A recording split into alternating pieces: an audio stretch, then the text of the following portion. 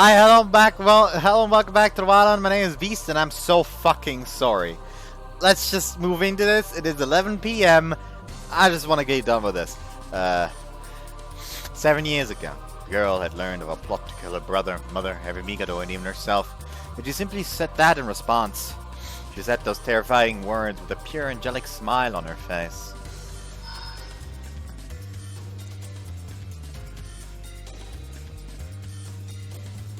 In Taiki Genma's mind, Ruri Mikado was a true gem. It was a budding emotion, an affection too faint to be called love. Still, to him she was the only thing that truly shined in that small mountain settlement. その時、僕は初めて彼女の本当の姿を知って、声を聞いて、Fell in love with her. 嘘なものか。Ruri was a perfect being, an entity that shined bright yet was unreachable due to the inherent flaws of inhumanity in humans. Perhaps it was not devilish love, but to Taiki Genma it was a precious feeling he'd only experienced once in his life. 帝の先代、君の父上以外は誰も知らなかったろう。僕の父も気づいていなかった。帝の血というやつだよ。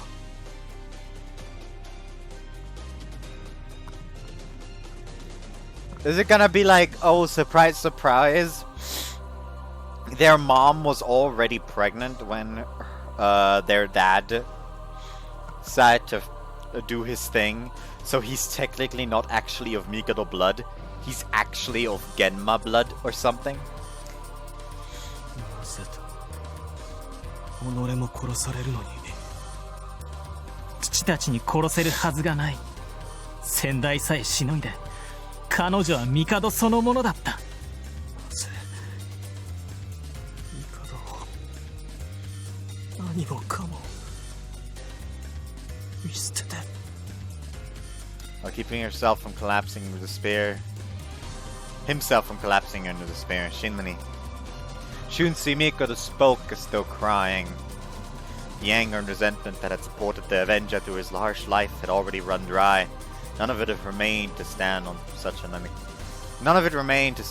an unexpected stage. He resembled a husk, unable to even stand properly. Taiki looked at his old friend with pity in his eyes.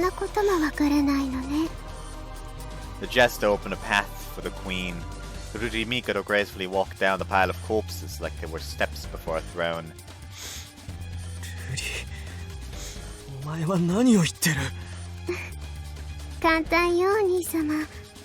簡単。とても簡単なの。私はこう言っているの。私が帝を死ぬに任せた理由はね、邪魔だったから。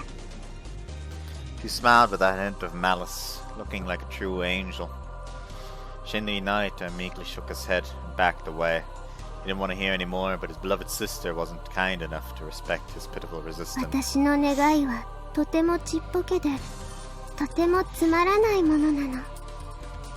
一つだけのお願いなのよ、お兄様。私は自由になりたかったの。自由。そう、自由。ありきたりでしょ？誰だって思うことだもの。私はただ好き勝手がしたかっただけ。好きなところへ行って好きに振る舞う。好きに殺して好きに踏みにじる。気が向いたら遊ぶ。飽きたら捨てる。全部私の思うまま。誰でも思うことよね。This really is like it feels like I should at this point be like an hour into the recording, considering the shit we're hearing right now. But no, it's only been like almost 5 minutes now. By God, I'm a piece of shit. でもお父様はそんな私を縛ろうとしたの。ひどいわ。自分の娘なのにどうしてそんなに冷たいんだろう。はあ、でも仕方ない。だって私は完全で他は全部が不完全。ただの偽物。本物にはなれない。 I was already suspecting this last part when she like was talking about like, ah yes, like Cinderella to a ball, she arrives and bullshit like that. Were the murderous rampages of Saku not actually onslaught syndrome, but instead Ruri somehow influencing her? Or something. Ruri approached Narita with a spring in each step. She danced with the same smile she'd had long ago, like a flower in the wind or a flickering star.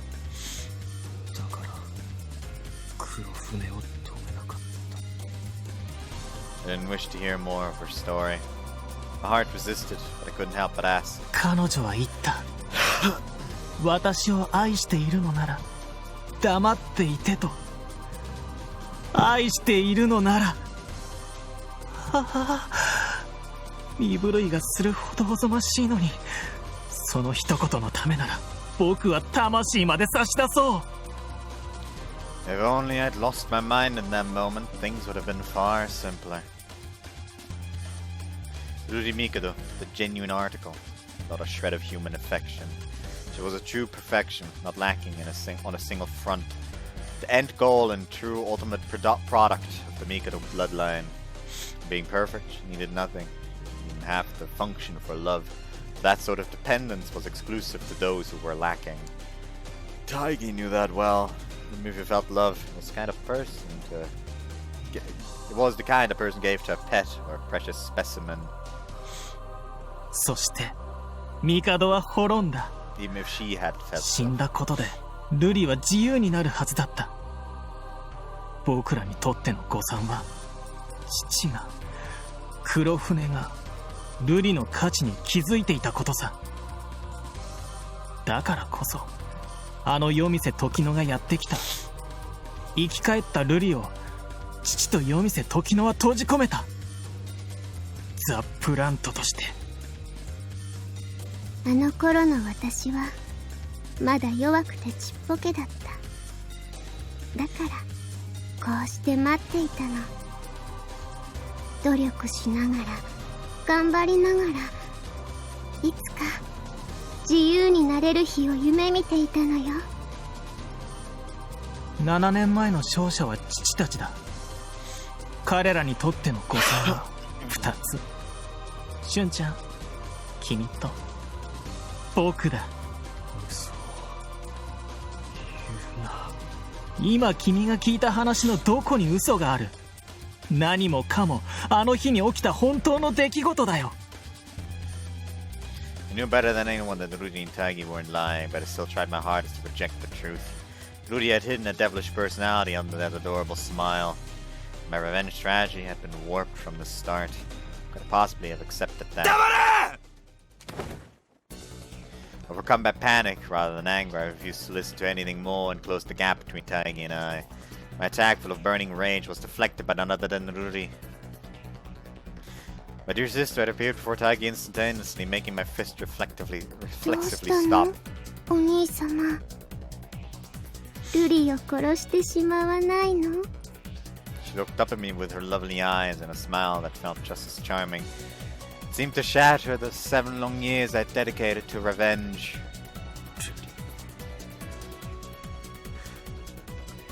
私はお前を。 Mance trembled, failed to bring it down. She squinted as though pleased by my と reaction. ても残念。遊べないのはつまらないわ。あの人たちはすぐに死んだの。ほんの少し潰してちぎってひしいで壊してねじって砕いてばらしてあげただけなのに。だからね。 She swung one of her slender arms, which was decorated by white frills. Her clenched fist appeared far from threatening, but it left a gale in its wake. Even the wind failed to match her speed, so mere humans had no way of hope of blocking it. Moved to guard myself, but she broke through without any trouble, easily blasting me 10 odd meters away. I almost lost consciousness thrice. It was far beyond mere power. Her attack seemed to spit in the face of the laws of physics. It cracked my ribs and made my entire body scream. Body reacted faster than my mind, lowering the strength of her blow by jumping back. However, that did little. I barely avoided a miserable death as she pierced my entire body. Struggled to stand. Single attack made even standing a challenge. Barely supporting my upper body with my hands, I bled out of my lungs, looking like a sinner ready for punishment. Rudy approached me calmly, seemingly not in a rush at all. Then she spread her arms like a flower and spun like a dancing fairy. お兄様はまだ生きていて、まだまだ遊んでくれるのね。今夜は7年ぶりのお祭りだから、最後の命のひとしずくまで使い潰して。Death appeared imminent. I felt it more clearly than any despair I'd ever faced. It wasn't because of the wounds from my battle with Kurofune either. I knew I had no chance against Tsururi Mikado, even at my best. Humans had no means to push back a storm or stop a tsunami. Battle with her was in the same vein. With a light casual step, she covered 10 odd meters between us. As my life came to an end, I heard a familiar voice as my consciousness faded. And as I felt Rudy's kick bear down on me, I jumped to the right without thinking. The angel missed me by a hair and silently landed in my previous location. I certainly avoided death, but it felt like a minor delay. I collapsed right on the spot and tried to crawl back to my feet, only to have someone take hold of my bloodied arm. Sorako? あらあら、空子。こうして直接会うのは本当に久しぶり。でもあなた、サクに消されたんじゃなかったかしら。私たちは半分ずつなんだ。だから消えたのは半分だけだ。Oh hey! Through my hazy vision, I saw a girl kneeling before me. It's clearly Soko, yet someone else entirely. そういうこと。でも不思議。今のは当たるはずだったのに。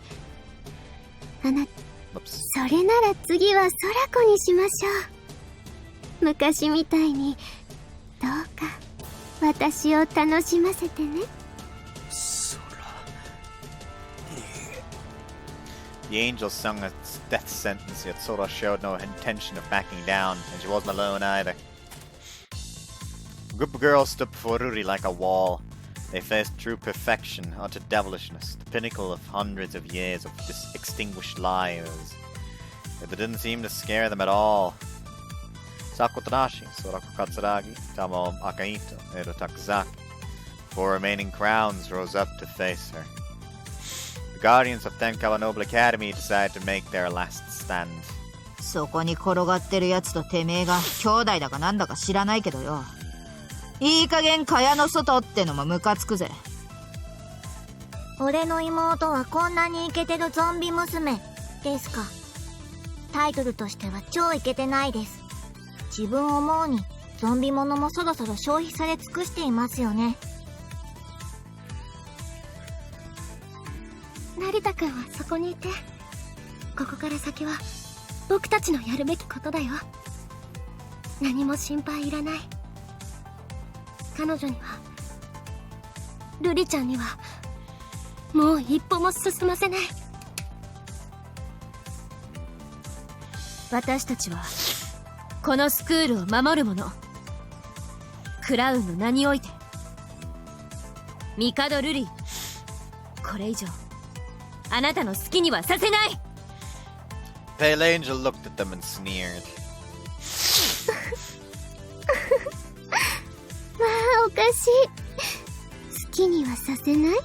止めてみせる？なんて素敵なんだろう。Rurimiko didn't even consider them a threat. To the ultimate being, others were but playthings. They weren't anywhere near powerful enough to put up a fight. でもみんなひどいわ。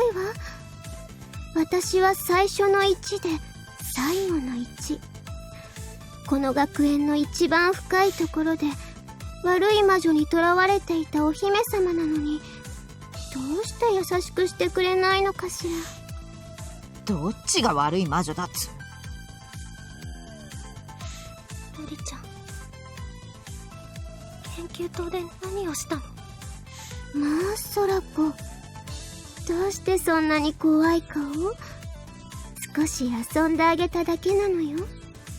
だって囚われている間、注射されたり切り刻まれたりおかしな薬を飲まされたり、何度も何度もひどい思いをされてきたのだから、それぐらいは構わないでしょ。それにしてもだらしなかったわ。ほんの少しでみんなあのざま。 Man, the corpses still loomed behind her. Taki added to her words, playing the part of a perfect servant. 勘違いしないように言っておくんだが、彼女はオンスロートじゃない。見ての通りね。見ての通りなら魔女どころか完全無欠に化け物です。裏切り者のボンボンが何言ってんですかね。彼女は完成品だ。オンスロートとはつまり不完全なんだ。ガンのようなものさ。彼女は違う。あるべき姿、過剰でもなければ足りなくもない。彼女は生まれた時からこうなのさ。そんな、だって僕が知ってるルリちゃんは。シュンちゃんがルリや君、そして僕を知らなかったように、ソラコ、君もルリや僕らを知らなかった。人間はどこまで行っても他人を介せない生き物だよ。 Sakura glanced at me, her eyes filled with either lament or sadness. That alone informed me that she'd gathered her resolve. She didn't plan to hold back against Ruri Mikado. ミカドルリ、それ以上一歩でも進むのなら。 When she finished, Ruri walked forward. 進んだわよ。 The ear shifted, an echoing song spread the message of a possibility. セット。Nah, we don't need that. Nah, we don't need these. We don't need these. We don't need these. I said. The way I said we don't need these. タイプ G テンペスト4。タイプはミッドサマーナイツドリーム8。タイプロミオ&ジュリエット3。タイプキングリア3。ラン。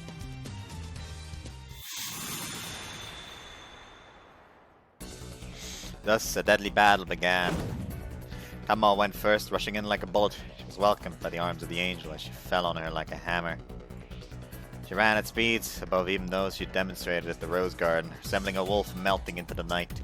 She wasn't simply fast either. Tama moved in a unique manner, switching up her speed to confuse the target and escape their field of vision. Ruri swung her hand horizontally as if dismissing Tamo's crude techniques. あら？ Her fingers alone had the power to scatter humans like mud, but it meant little if she felt the Hellanda hit. 身体機能の拡張はこっちのお箱だ、化け物。 Tamo slipped past the deadly wind that surrounded Ururi and moving left to right. My sister soon lost sight of her and her balance soon followed. It was but an accident. However, a truly perfect being would never have slipped up. タマちゃん、今 Tamo didn't miss that invisible inevitability. こいつでおしまいだ。 I doubt it. Why had he clung to life? In the night, it was akin to a corpse lacking the power to raise any of his limbs. It was natural. His consciousness fell long before his mind did.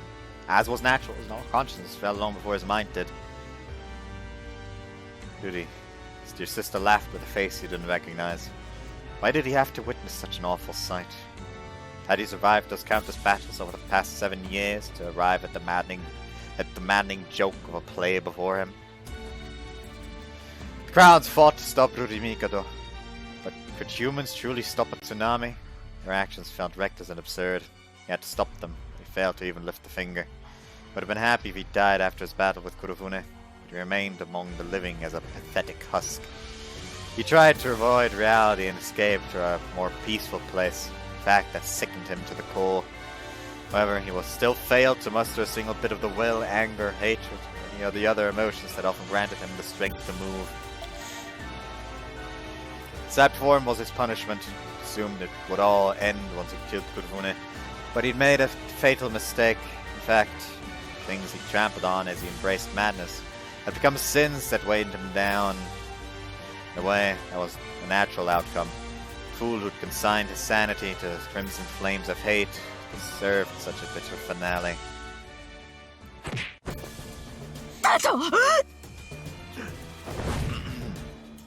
Tomo had landed a clean hit on the pale devil, yet she flew back as if time had rewound. Saku-Route had deflected Tomo's attack despite not being in a position or a situation to do so. How she'd done that remained a mystery. There was nothing compared to what came next. The pale angel appeared behind Tomo. She actually caught up to the one she'd kicked away, then kicked her again. Her kick contained the power of a rockfall. Tomo blocked it, but that little as she plummeted to the ground without any time to soften her landing. Ruri appeared from behind the cloud of dust. No one had any time to check on Tomo's condition because the angel approached the remaining 3 crowns with elegant steps. あの程度で早いの遅いの言わないわよね。あなたたちはどんな玉乗り遊びを見せてくれるのかしら。 Pale arms of death reached a new prey, only to stop before Eru, who stood right in front of her. あら？何？エルのハローはお前の愛に溶け込みます。愛を前にすれば誰であれ身動きも抵抗もできません。もう聞こえてないと思いますが。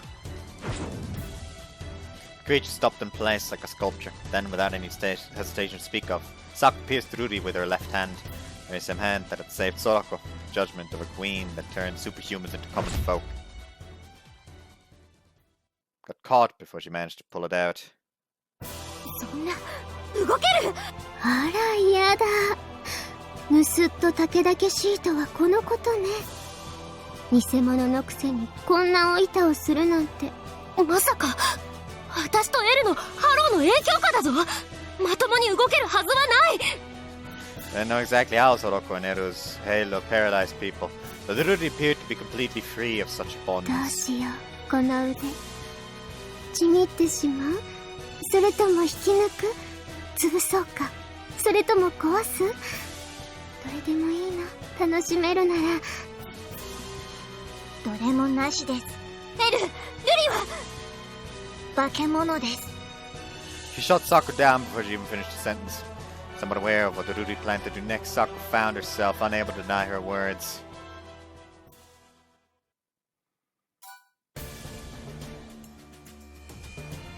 Taigi watched his former friend's final moments. Stripped of a desire for revenge, Shinji Narita became a hollow husk, rendered as powerless as he had been that night 7 years ago. He showed no signs of wanting to protect his dear sister or the woman he loved.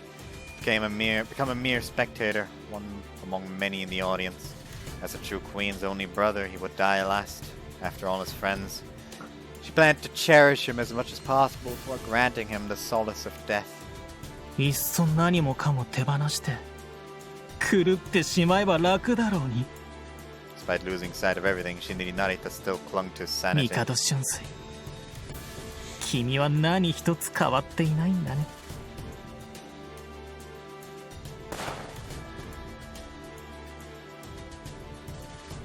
The bullet that struck the forehead, her forehead flung Rudi's head back. Thanks to that, Saku broke free of her grip, and in her hands she held a shining star she'd taken from Rudi's chest. 時の先生の遺品ですが、地下で拾っておいて超正解でした。備えあれば憂いなし。エル、さすがクラウン一の作詞。 Edo held a handgun once owned by Tokino 自 Yomi-san. 分サクほど優しくありませんので、成田の妹とか超関係なしでぶっちゃバカ終わってね。 Tamo's damaged body rose beyond the settled dust. The angel should have died, chuckled, sounding like a chiming bell. Then she casually rubbed her forehead and faced the crowns once more, revealing that not even a scar remained.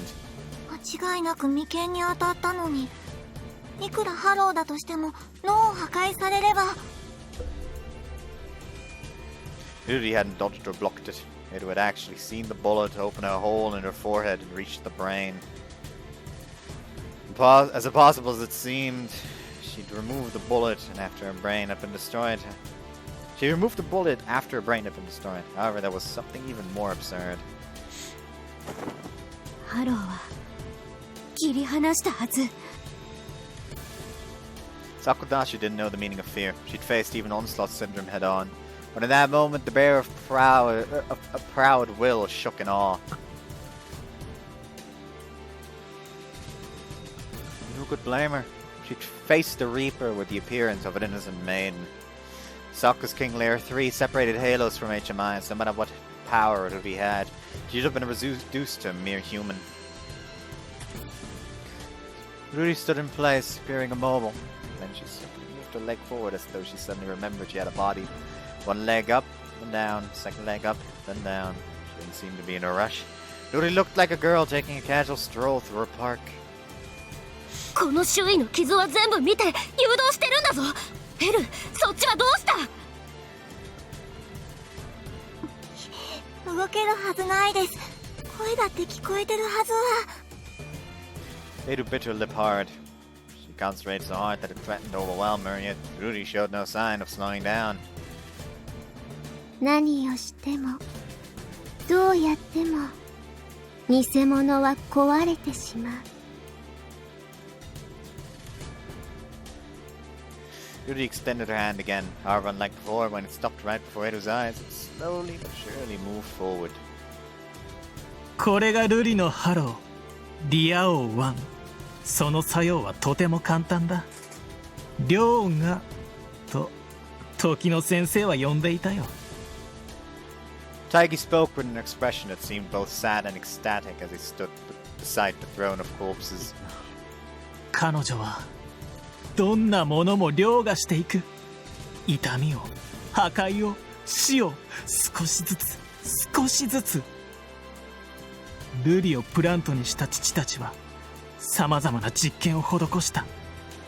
武器、薬物、病気、ハロー、すべてを彼女は凌駕した。彼女は一歩ずつ成長する。無限に凌駕していく。だからサク、彼女を殺すなら最初の一撃で消し飛ばしておくべきだよ。いや、7年前ならともかく。 Yurimikido grew with every passing hour, minute, and second, rising higher, growing stronger and faster, getting closer and closer to the realm of God. That was what it meant to be the apex predator. The crowns were more like crowns or clowns in her eyes. She was a true queen, sole star in the sky, the étoile. だからこういうことさ。もう君たちは彼女に勝てない。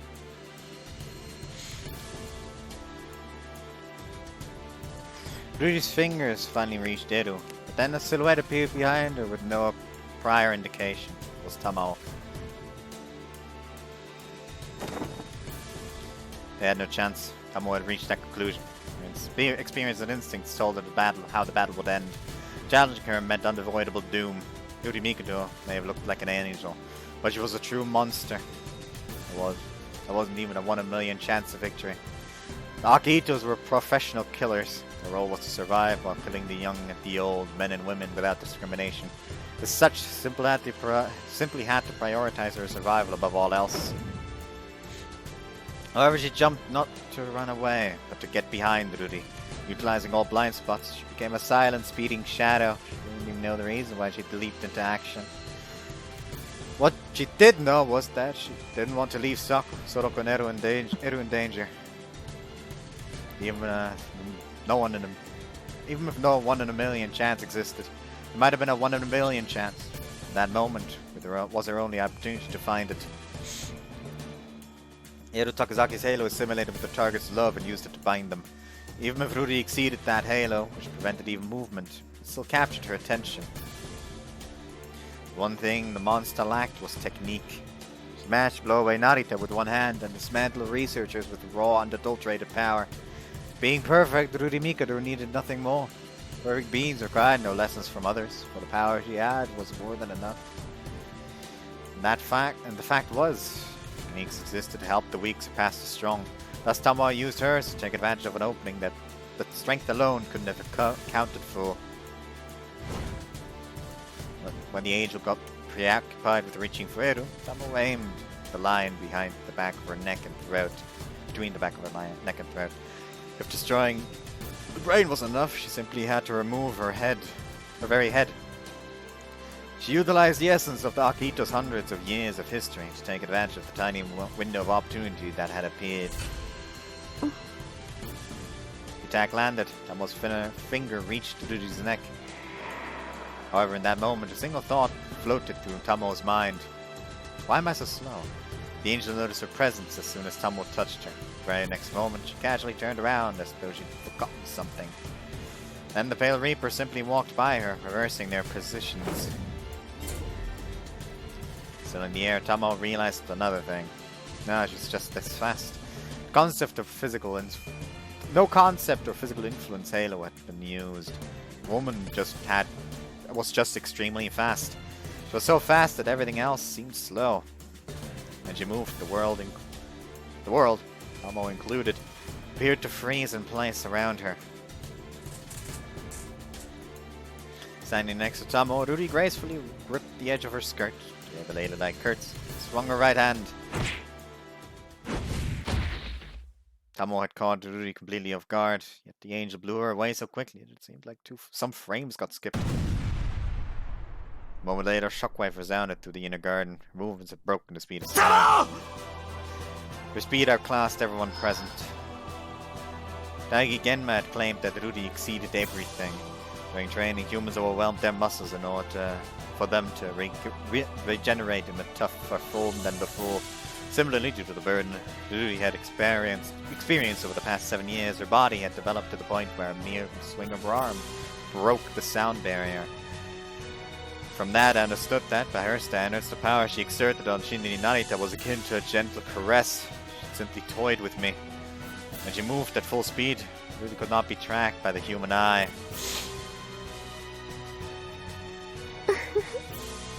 今のは悪くなかったわ。手加減しておいたから、まさかこれで終わりなんてないわよね。あなたが立たないなら、他のみんなをちぎってしまうわ。私はどちらでも構わないけれど、どうかしら。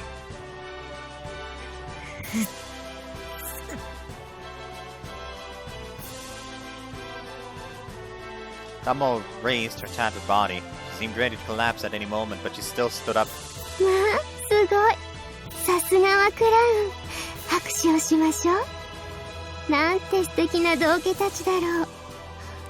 偽物でもダンスだけはお上手よ。さあ、続きを踊って。タマオ、避けなさい！ Saku ate 5 pieces of candy at once in order to create something that did not exist. A yet unknown possibility. However, Ruri didn't rush to stop her. The monster who claimed to be the apex predator simply waited. Everything in the world was, after all, simply an offering to her. 3 scorching orbs of light appeared around Saku. She created the very same phenomena that had instantly burned the AHM.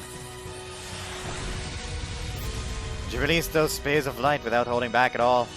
Lowered the number of orbs because they were so powerful that a single mistake could turn the nearby town into a burning wasteland. A bow that could have destroyed tanks split the buildings in the distance before disappearing into the dark night. However, the angel simply stood there as the ground got vaporized around her feet. White smoke rose up all around her.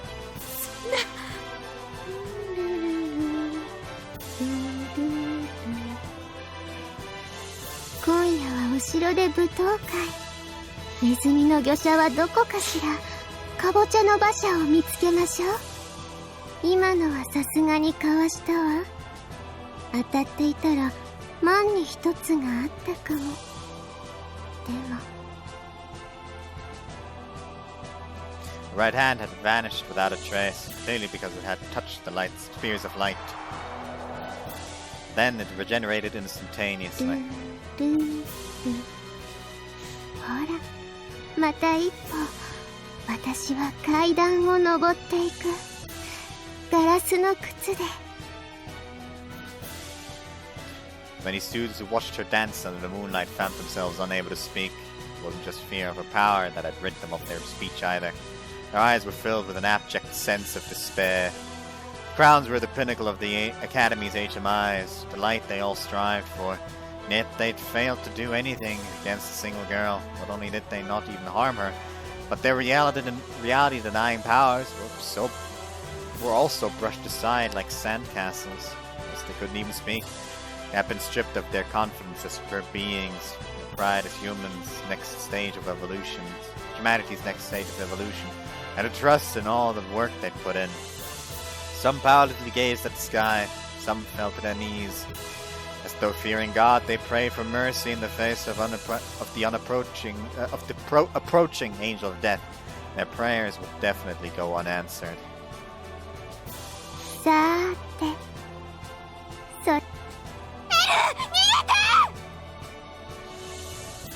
Edu didn't listen to Saku's command, not because fear had paralyzed her though. She simply wished to shield Saku until the very last moment. Truly meaningless act. One life had no hope of halting that king's advance. Rudy stopped with her right hand still in the air, then tilted her head as if to dodge something invisible. In fact, it was likely something invisible. And in fact, it likely was something invisible.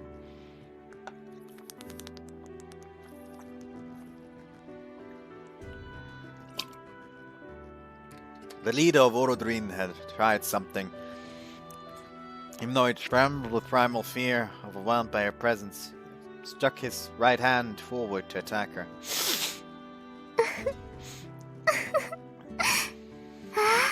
嬉しい。他にもまだ遊び相手がいてくれたのね。みんな怯えてすくみ上がって黙って潰されるしか能がないかと思っていたのよ。Voice is powerful, so the world was barely a whisper. Still, a hint of energy appeared in my nearly expired body. If I could even think, I gathered what little power I had left and crawled with my corpse-like limbs. I had to stop him before he died a meaningless death. He himself clearly knew his actions were futile. His mere numbers weren't enough to challenge the creature before him. Even if he risked his life to defeat her, wouldn't even have counted as resistance, let alone a battle. It was the very definition of a futile act. All that was left was for him to die for her entertainment. あなたは何をしてみせてくれるの？それとも怯えて逃げるので精一杯？ When Rudy approached him, her presence alone made him half scream, half sob.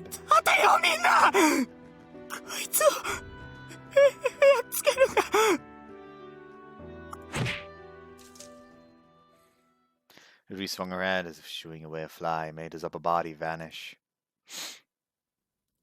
さあ、続きをしましょうか。 A second later, she turned around as if nothing had happened. It truly did seem like nothing, except for the meaningless death and become a corpse to add to her cruel throne. Still, I dragged my dying body forward and stood before the sneering angel.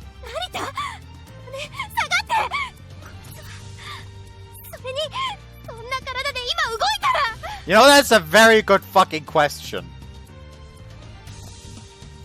お兄様、どうしたの？あんなに泣き叫んでいたのに、苦しんでいたのに、嘆いていたのに。鍵石義雄は舞台の上で存分に声を上げた。誰？ Character development. He remembered his name. 今お前が消した男の名だ。お兄様、脇役の代わりはいくらでもいるわ。声を上げたから何になるの？どれもこれも無駄なこと。どんな舞台でも主役は一人よ。たとえ誰かに割り振られた役であろうと、鍵石義雄はそれにふさわしくあろうとした。Those actions were meaningless. They weren't a waste. Because of the way he was, Saku-Route and Shinri Narita had survived. 人はそうあるのではなく、そうなるのだ。たとえ星として輝ける日が来なくとも、そうして生きた証は誰にも無駄とは言わせない。帝瑠璃、この舞台の幕を引いてやる。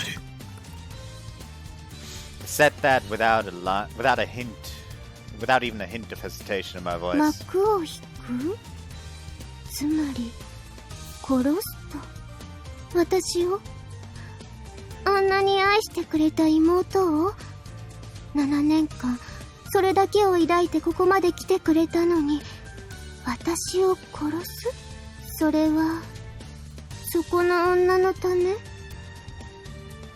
悲しいわ。血を分けた妹よりもよその女がいいなんて。成田真理は復讐者だ。誰かのために戦う輝かしい偽善など私の手には余る。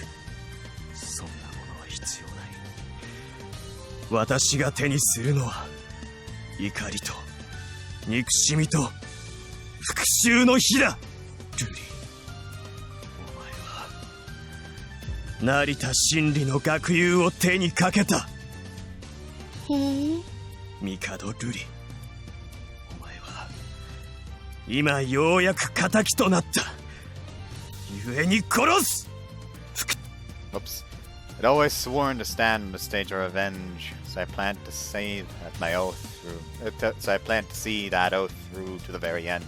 Even my target ended up being Ruri. Shinri Narita was an avenger. With hatred in hand, I burned everything around me. Regrets, sadness, resignation. Time for those things would come after I died. そんな体で何をするつもり？お兄様、今にも倒れてしまいそう。あとどれくらい持つのかしら。1分？2分？とても楽しみ。お兄様が最後にどんなダンスを見せてくださるのか。お前に復讐を果たすまで持てばいい。1分あれば十分すぎる。Indignation and fury resurfaced in my body, powering my shattered limbs. I lowered my stance and dashed forward, throwing a low horizontal kick. Ruri dodged it by jumping back as lightly as a feather. 逃げるのか。最後の一の名が泣くぞ。Her strange reaction made me hesitate. Why did she run? She was perfection, thus didn't need to buy time or anything. Why did she expand the distance between us? それは挑発のつもりかしら、お兄様。そうなの。そんなに私を殺したいのね。Ruri gracefully spun around and jumped to the top of her bloody throne with the elegance of a swan taking flight. だから私もお兄様を楽しませてあげる。A searing hatred and rage appeared to be little more than brief rain on a clear day, as she spread her arms wide and sang with her angelic voice. As flight dive. I'm kind of curious what the fuck she said. Actually,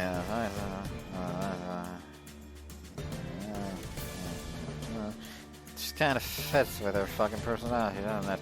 Suddenly, unexpected screams rang out around us. But one but many. Scared students hiding behind us started writhing. Grabbed their heads, faces, stomachs, hearts, pain overwhelmed them. Their screams ended as quickly as they began, and the students started standing like marionettes pulled by strings. They were the very same students who'd screamed in pain mere moments ago, but their eyes were filled with bloodlust and other urges. They shined like those of maddened beasts, displaying not even a hint of their will. More and more of them were. More and more of whatever they were stood up and surrounded the crowds like wraiths. おい、どういうことだよ。こいつもあの女のハローなのか。Tomo dragged her limp body to the other crowns and stood to protect them. The number of raging man-beasts continued to grow, encircling those unaffected. New screams emerged. The wraiths started attacking the still sane students. They tore them apart, quickly killing them and starting a whole new pandemonium. I heard gunfire from the gymnasium. That was definitely the sound of Hishio's M11. The hellish scene reached even the injured. Duty, これはなんだ? 一体 Where Hishi and the other injured students safe, assuming it really caused that insanity. How had you done it? ルリはプラントだと言ったろ? Beyond the waves of people, Taigi stood next to Rudy's throne of corpses, gazing at me with cold ここの eyes. 学生の8割に当たる後天性型 HMI。さらにそのうちの6割から7割は素養のあるものをある薬で人工的に消化させたものでね。さて、ここで質問だ。父と時の先生はそんな薬を一体どこから手に入れたんだろうね。プラント、まさかそれは。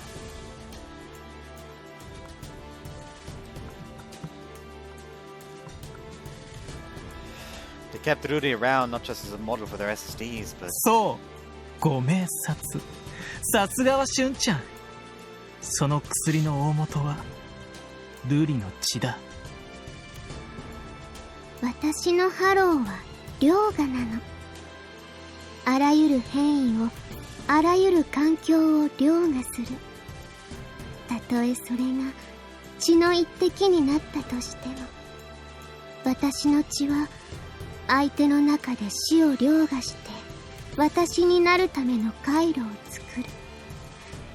耐えられなければ死ぬ。完成した神経回路が素養のあるものを HMI に引きずり上げる。だから偽物。全部偽物。本物は私一人。だからこうしてほんの少し干渉してやると。the army of wraiths gathered around Rudy's throne to act as shields. She looked like a true queen commanding many slaves. 後天性型 HMI の6割から7割って、それはまさか。サク。Saku Tanashi led the queen's army from the front. 悪い冗談やってる場合じゃねえだろ。 Just like the other HMI, Saku looked completely out of サ it. ク。 Overcome by something that felt akin to fear, I looked at Sorako, who stood behind me. She was also the same type of 僕は HMI. 大丈夫。なんともない。でもサクが。待て、ソラコ、飛び出すな。今は抑えろ。私とタマオの後ろへ下がれ。 Ignoring our rage and sadness, the wraiths took another step forward. そうか。ルリ。奥島の HMI を虐殺したのも。Yeah. 206号事件も。HM を殺したのも。すべて。嫌だわお兄様。可愛い妹になんてこと。それは全部そこの女の仕業なのに。嫌がる HMI を狙って一人残らず駆除したのに。I remembered Sokka's face, which appeared on the verge of tears. I remembered her proud back as she kept the tears at bay, fighting against fear and pain or the possibility of even blood on her hands. Ruri trampled on that will of hers. Her sister had controlled Sokka's body and made her kill those she wished to protect. The emotion I felt in that moment was too great to even be called hatred. Having become a puppet of the Queen, Sokka raised her left hand and created 7 orbs of light, over twice as many as she'd used on the Ruri. A surefire sign that none of her noble will remained, proof that humans stood no chance when faced with an incarnation of malice. I didn't know that Calamity Ganon was here.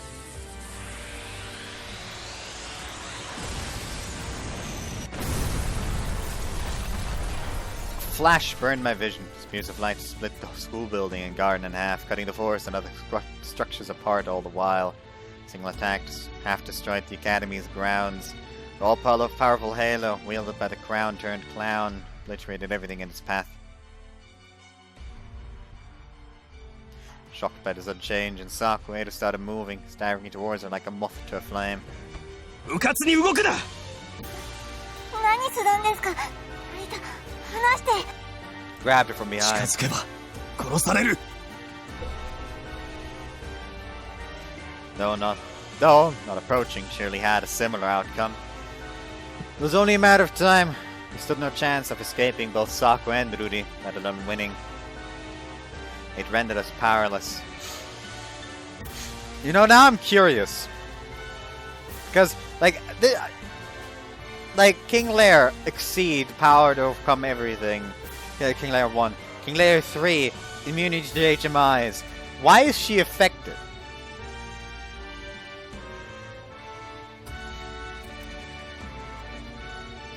Felt like we'd fallen directly to hell itself. どけ！サクはなんとかなります。だから自分が行かないと。離せ！さもないと蹴りますよ。ああ、分かっているとも。だからこういう見せ場は。何するつもりだ。言っとくけど、サクにはハローで干渉できねえぞ。万に一つの感じにはね。だから道は俺が何とかしている。だからエルとソラコ連れてなんとかこの場を逃げる。お前なら奥に一つぐらいは目もあるだろ。何言ってるんだよ、タマオちゃん。サクをそれにタマオちゃんまで置いたまま逃げるなんて。そうです。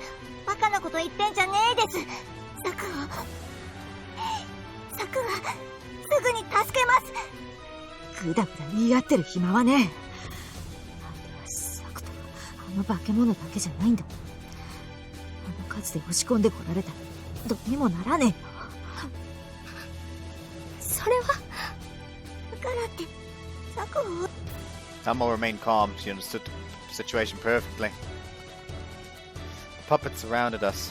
Beyond the wall, I saw Ruri looking down on us and sneering. We truly entered the pits of hell. Like, she seemed actively afraid of Narita. So something tells me some part of him is, like, hard countering her. Maybe it's, like, a fact of Hamlet isn't his only one.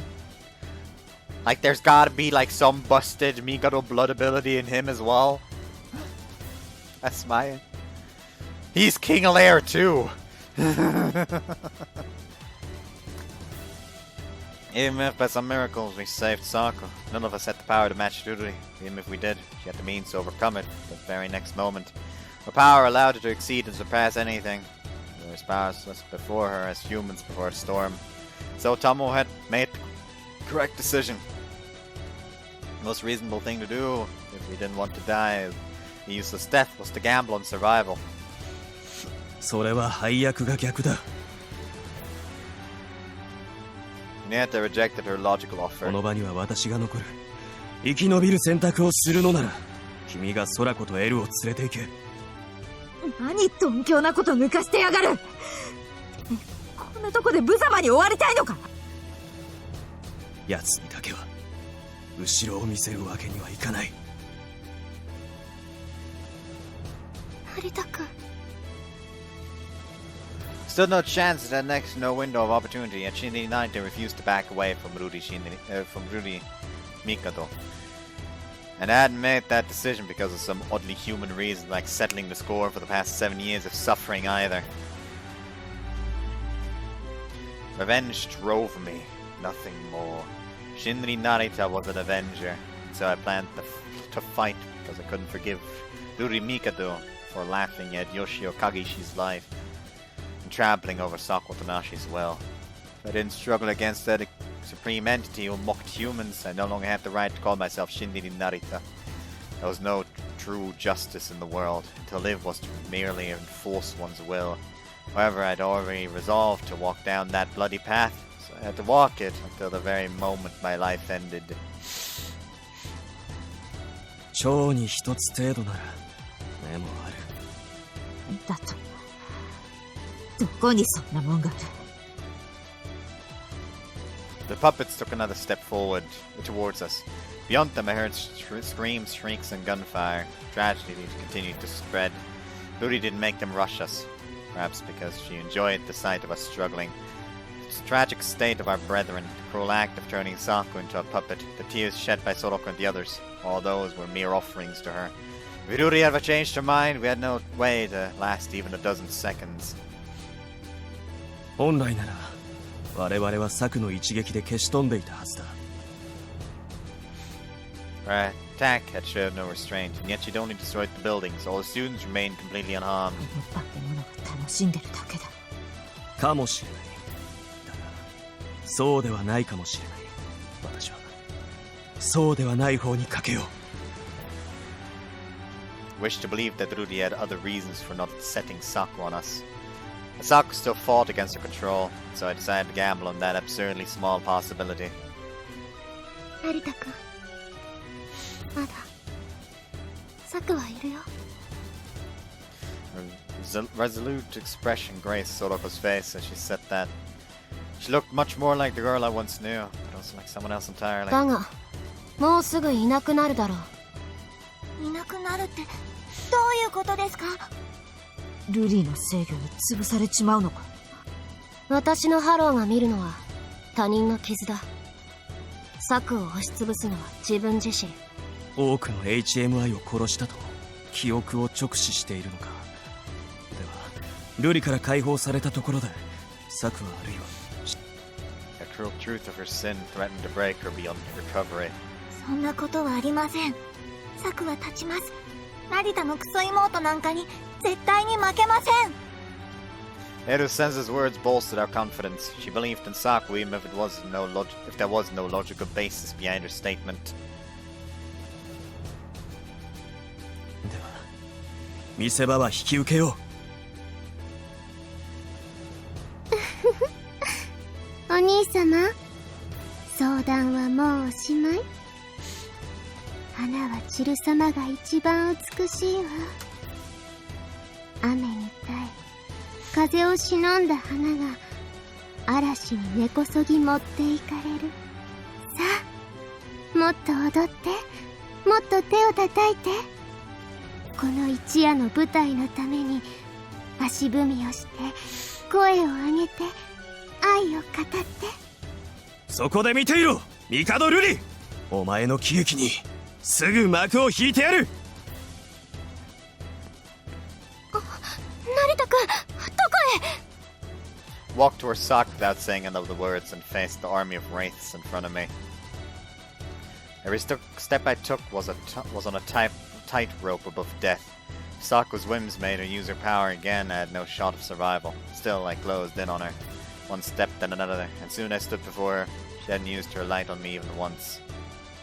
おとなしサク。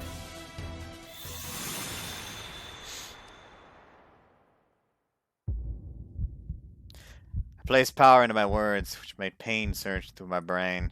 Felt like every single one of my brain cells had been pierced by a burning needle. The pain was so severe that I couldn't even scream. King Lear 3's defensive mechanisms had kicked in. The power traced the halo back to its source in order to destroy the user and strip them of their power. It activated automatically, and of course, in United, I had no means to avoid its effects. My knees shook, rendering me on the verge of collapse. Death drew near. I'd survived it once, but that was my limit. That was my limit. Even if I made it through a repeat attempt, I would lose my mind. The fact that I still remained on my feet was a miracle. My consciousness hung by a thread. I used my broken arms to support my shaking legs and turned the intense pain into fuel, dismissing any thoughts to buckle under the pressure. I refused to let her be defiled any further. Even if I merely granted her a different kind of pain, I knew Saku-Route would face it head on. Based on the feed peg I received from my halo, I was certain that it reached her, even though I shouldn't have. Thus I knew it was worth gambling my life on. なんて顔をしている。そんな顔はおとなし策には似合わない。Shut. I had only one thing left to say. I planned to dedicate all the time and life I had to convey that message. There are more things in heaven. Type. Just because you're the main character doesn't exempt you from the we're skipping the cringy English. The second defensive reaction fried my brain, taking my conscience along with it.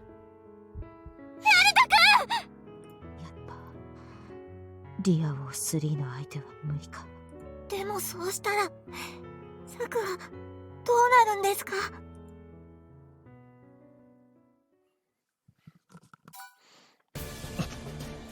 Kept my fraying sanity in check through sheer tenacity, and then punched my chest to force my heart to keep beating. I refused to let it end there. After all, Saku was still fighting. The fact that I remained alive proved that I had to keep fighting so long as Saku still struggled.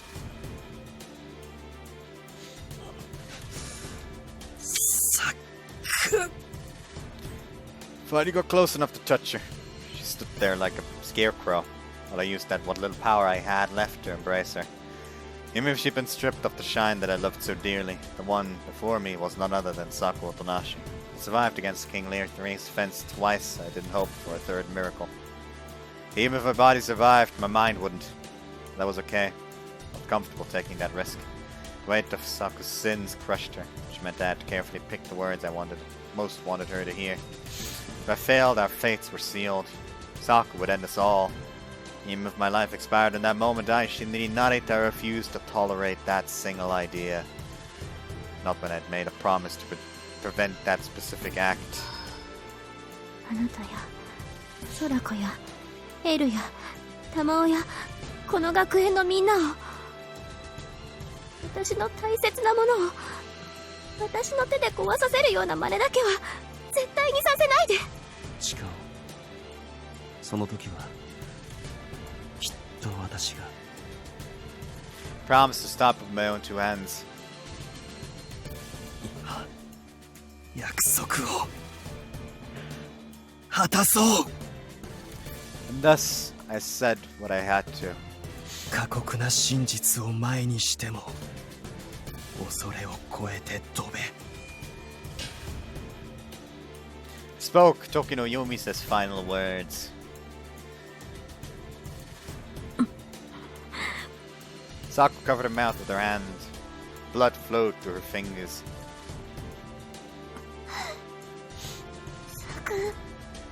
Instead of responding, Saku simply wiped her lips with the back of her hand that turned crimson red due to fresh blood. No expression lingered on her face. She raised her hand without hesitation, aiming it directly at Eru, Sorako, and Tamao. No one budged an inch. Then Saku launched an attack behind her at Ruri. We caught a glimpse of the girl we knew all too well. Everyone present knew she wished to protect the academy more than anything else. 制御を振り切った？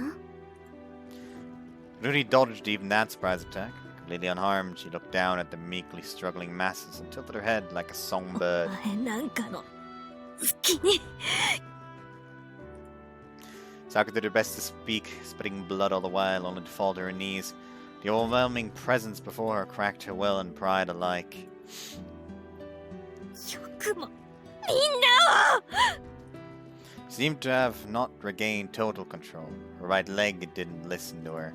Giving up on it, she used her remaining limbs to stand up as blood escaped her mouth. ほんのちょっぴり驚いた。とても素晴らしい予想外の出来事なんて。でもまだあなたの半分は私のもの。それで次はどうするの？何を見せてくれる？それにあなたは壊れかけ。楽しかったでしょ？偽物を潰すのは。全部思い出したら立てないわよね。何人殺したと思う？20だった？それとも 30？ 何も知らない顔でずっとあなたがやってきたこと。 The angel's whispers, which were elaborate descriptions of Saku's sins, opened up the lid on her memories. Things she'd previously tried to ignore or flowed within her mind. She'd killed. I'm not reading all those killed. Saku almost collapsed on the spot. Kneeling weakly, she choked back her blood-laced sobs. さあ、次はどんな芸を見せてくれるのかしら。玉乗りの次は火縄をくぐって見せてくれるの？ The very next moment, Rudy started laughing right in front of her. The angel had descended from her throne and gazed at Saku's pained face like she was an interesting toy. お前なんかの好きにさせるもんか！ Rage that made her see red washed away her despair. Her will, pride, and soul, and everything she loved and held dear was being destroyed, and she couldn't forgive herself for being on her knees at such a time. She let her rage consume her and used what power she mustered. It required eating 5 pieces of candy at once. What once was, what was currently present, and what would be. All the possibilities she'd gathered, as well as those woven by her power, became a vibrant storm that assaulted Rudy.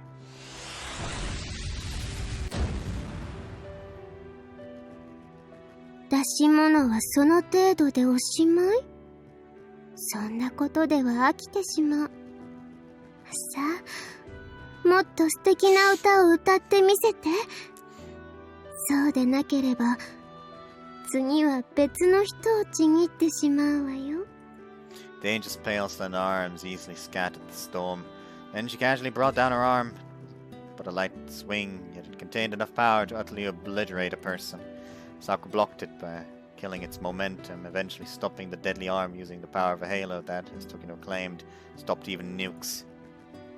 The very next second, she doubted her sanity. The arm that had stopped began moving once more. It moved her to Saku's impenetrable defense didn't even exist. The months before exceeded every physical law of momentum. Saku barely managed to avoid getting hit because her defenses had slowed it down.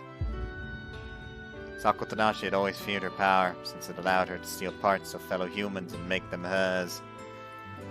Phalos were truly were manifestations of HMI's psyche, and she was a wretched beast down to her core. Perhaps only hatred filled her heart. She found it simple to despise those who'd taken from her herself, not being able to catch up to her friend, and HMIs themselves for the future and possibilities they brought. It seemed plausible that Saku Tanashi, the insignia of the academy, had actually been born for the sole purpose of denying, killing her fellow HMIs. She'd always tried to do the right thing, but a shadow had loomed over her. She always ignored certain doubts that she had because she'd always ignored certain doubts she had because she might have wanted to push back the truth. That was why the hell they inhabited was a result brought about by her weakness. The power she'd always doubted, but deep inside relied on, was a boon granted by the devil before her. She, the genuine article, only grew faster as she advanced. No matter what she tried, Saku never had a chance of closing the vast gap that had existed between them from the moment they were born. Being a fake, Saku Tanashi had no way to ever catch up to her. Even so,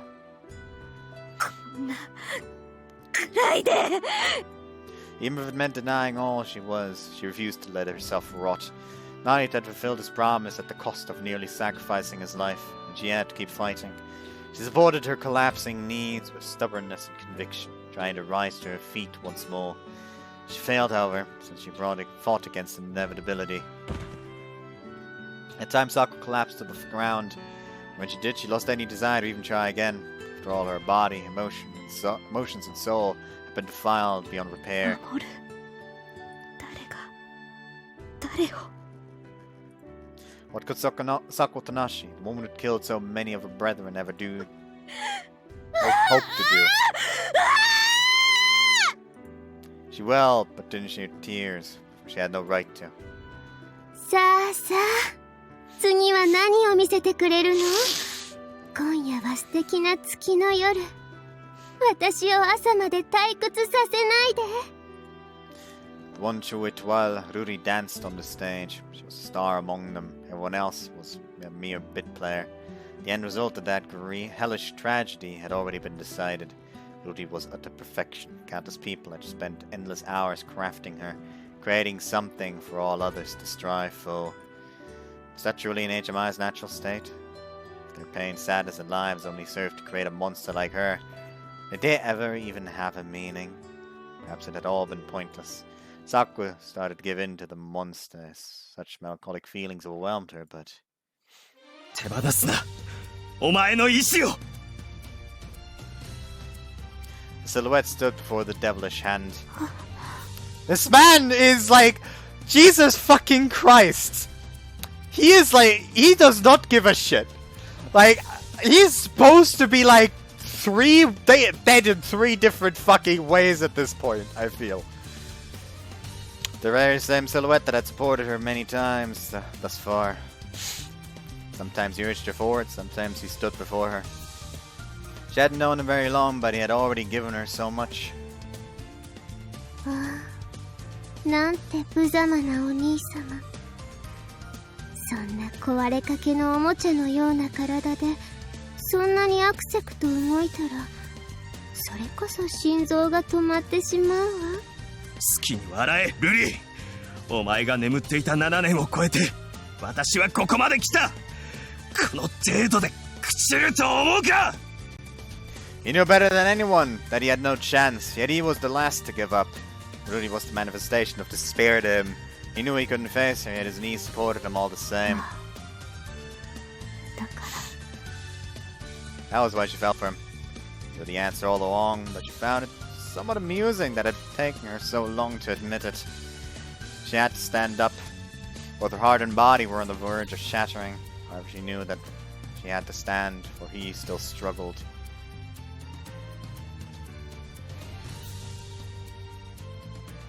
Tumult placed herself between Rudy and Saku. She wasn't alone either. Saku struggled to stand, Soroko and Eru stood at her sides to shield her. あらあら、逃げる算段をしていたんじゃないの？無駄と承知でそんなにやる気になってるなんて、一体何がどうしたのかしら。俺はてめえと変わらねえろくでなしだが、まだクラウンなんだよ。サクが諦めてねえの。尻尾巻いて逃げ出せるか。てめえをぶちのめして、土地狂った連中を正気に戻して、何もかも片付けて。俺が逃げ出すのはそれからだ。ルリちゃん、本当にもう一度会いたかった。でも僕たちはクラウンだから、ルリちゃんを止めてみせる。とにかくてめえのやったことは万死に値します。僕の策を好きにしてくれましたね。借りは利息をつけて帳倍にして返しますよ。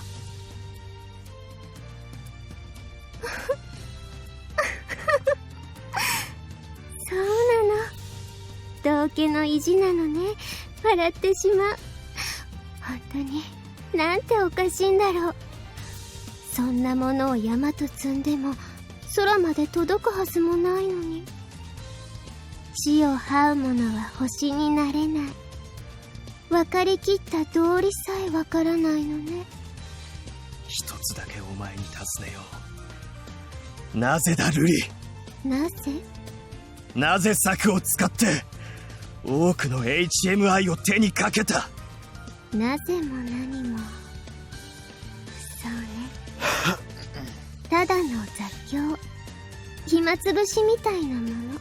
私はずっと囚われのお姫様だった。だから音なし策の手で、音なし策の足で笑いながら潰してちぎって投げ捨てただけ。瑠璃ちゃん、君は。強いて言うなら目障りだったから。こいつも他のやつも全部偽物。所詮は私の劣化コピー。自分が何人もいるなんて、そんな不気味には耐えられない。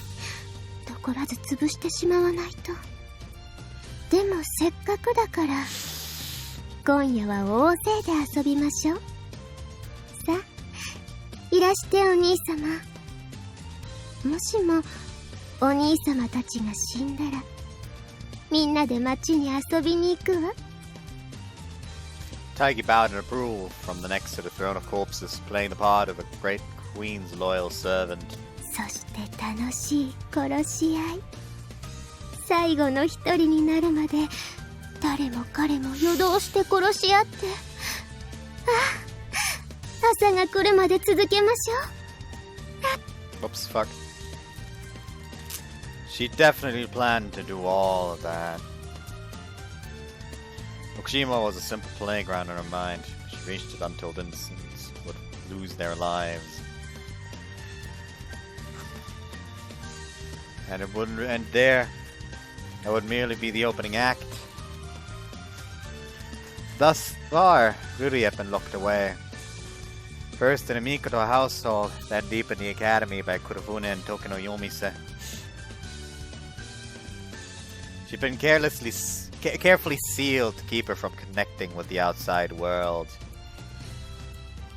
However, if left to her own devices, Ruri Mikoto would exceed everything. As she interacted with the world, Ruri would exceed anything she encountered and evolve without limit. How much time did she require to surpass all achievements in human history and dominate the world? I honestly wondered how much time we had left. Power unmatched and limitless growth.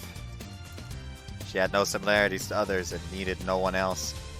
Ruri Mikado stood alone as the ultimate entity on planet Earth. That put her at odds with humanity, which spelled doom for the old world order. It wasn't the twilight or sunset Kurofune had predicted. Instead, an ending no one had ever imagined approached. Then again, truly surpassed all that humans had created, and she herself was the pinnacle of mankind, true future of the species even. But perhaps the Academy had been built both to observe HMIs and prevent such an outcome. Had they tried to act like the possibility didn't exist that they'd sealed her away? Or had they been looking for alternative futures?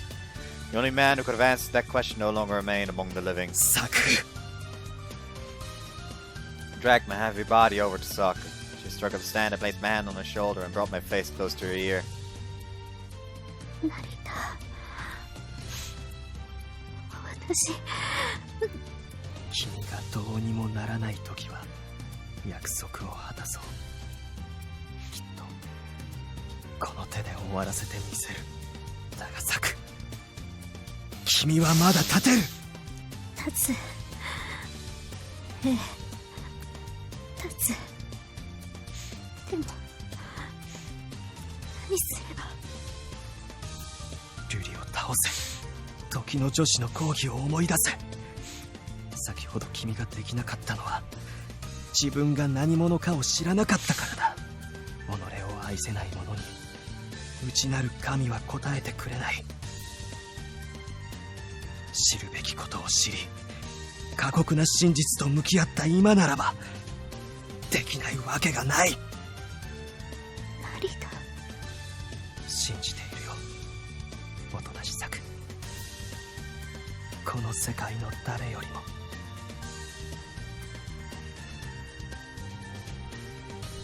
ラブシーンは後でやってもらえますか？やらせませんけど。サク、自分も手伝います。だから。エル、玉を、空子、策を守れ。クラウンでもねえ部外者が偉そうに上から目線で命令してんじゃねえよ。策を守れと。んなことはてめえに言われるまでもねえんだよ。Hamo smiled boldly. Thanks to that, Shinji Naita knew what he had to do. Indeed, no one present required any orders. Even if it all ended the very next moment, it all found solace in the fact that they chose to act according to their will. この週末の舞台でもまだやるべきことが残されている。それはなんと幸せなことだろう。ならば最後の最後まで、幕引きのその瞬間まで与えられた役を演じきってみせようではないか。そうだろう諸君。策を僕たちに任せて成田君はどうするの？なすべきことを最後まで成し遂げる。 Turned my back to the shining girls with determination in my heart. The Avenger faced his sister who waited atop her throne of corpses. 覚悟を決めろ。帝瑠璃、成田真理が今からそこへ行く。 Students who had become puppets barred my path. They didn't number 100, but they were definitely over 50. They were puppets who'd been stripped of their will, but after seeing Saku in action, we knew they had no problem using halos. いくら君でも無理だよ、シュンちゃん。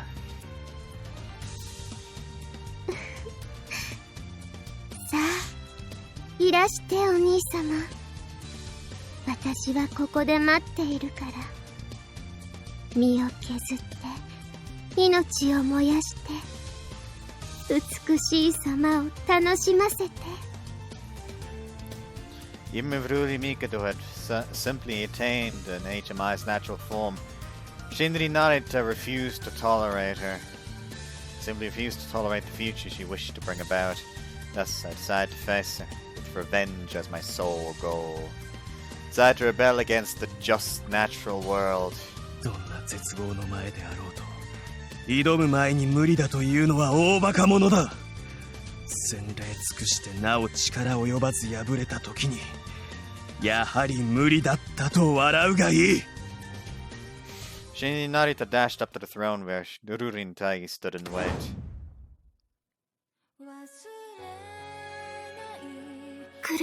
Really? Opening time! んなことは見ればわかるって。The puppet army rushed forward all at once, seemingly using Narita's words as a signal. They swarmed the crowns. Students controlled by Ruri not only outnumbered them, but they were all HMIs as well.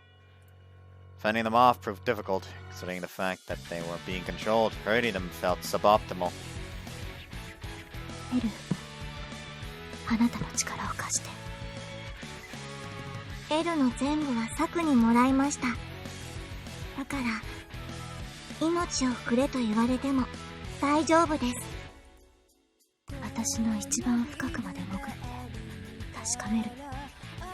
そして私の全部を取り戻す。 Like if this is already like the big finale of base game, the fuck is Superior Telechaos supposed to be then? I'm fucking scared! But frankly, 私の記憶は欠けているの。多分ルリの制御下の時の記憶に自分で無意識に蓋をしている。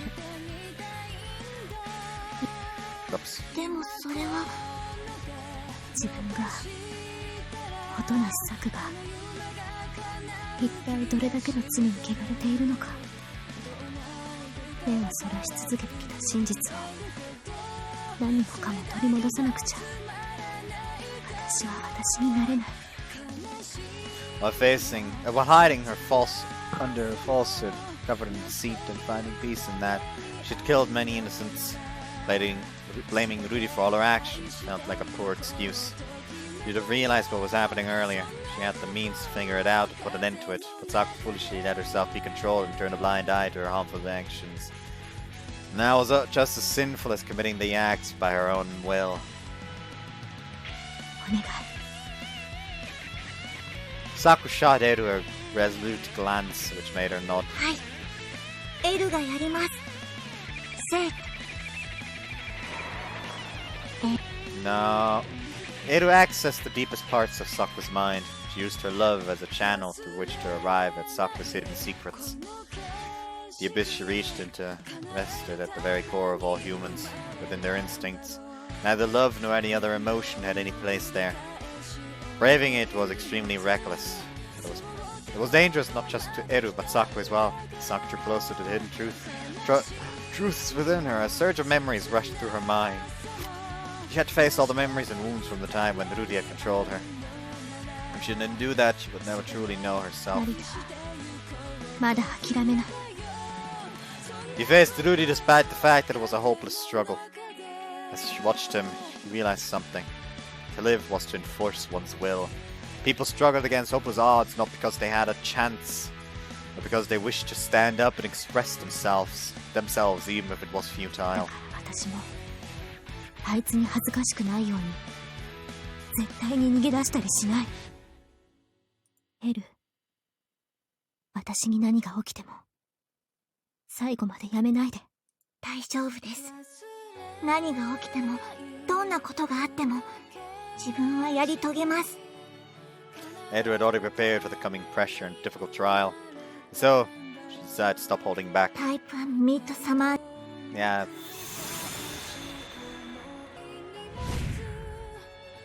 Saku and Edu became as still as statues right when the puppet army reached them.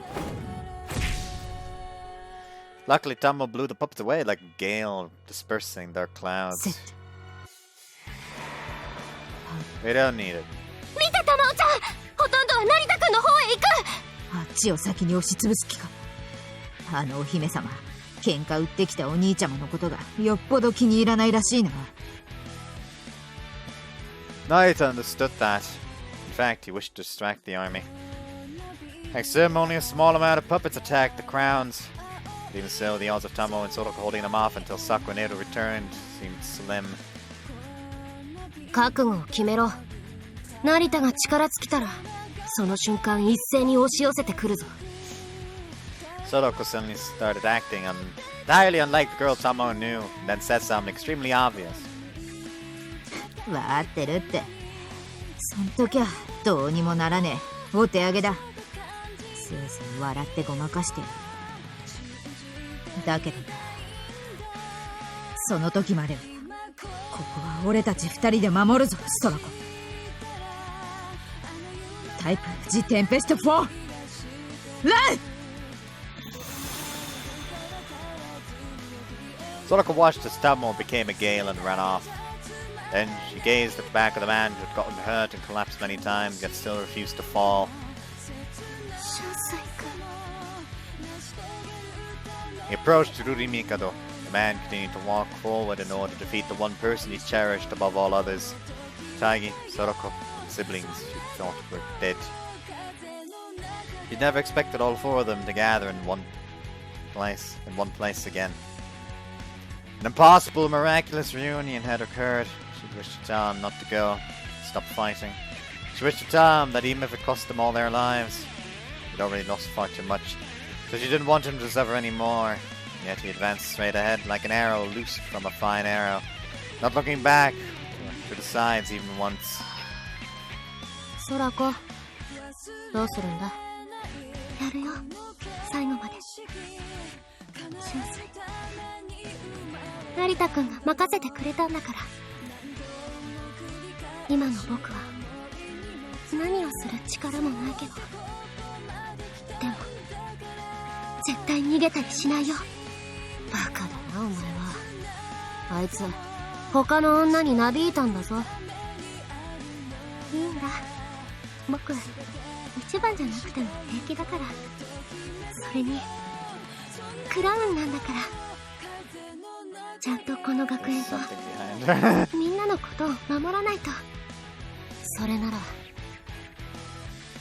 ソラコ、手伝ってくれ。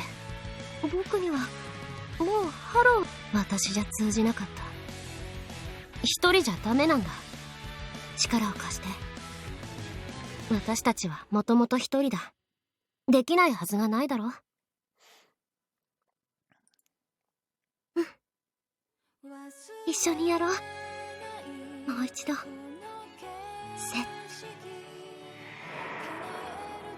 If good pilgrim.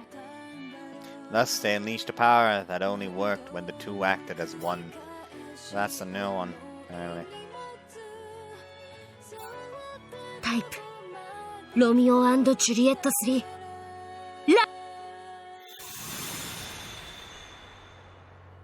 一緒にみんなを守ろう。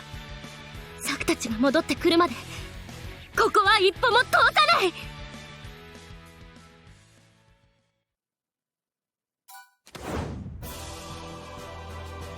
That's the CG that I actually saw in the opening. I, however, did not notice that there's blood coming out of his fucking ear.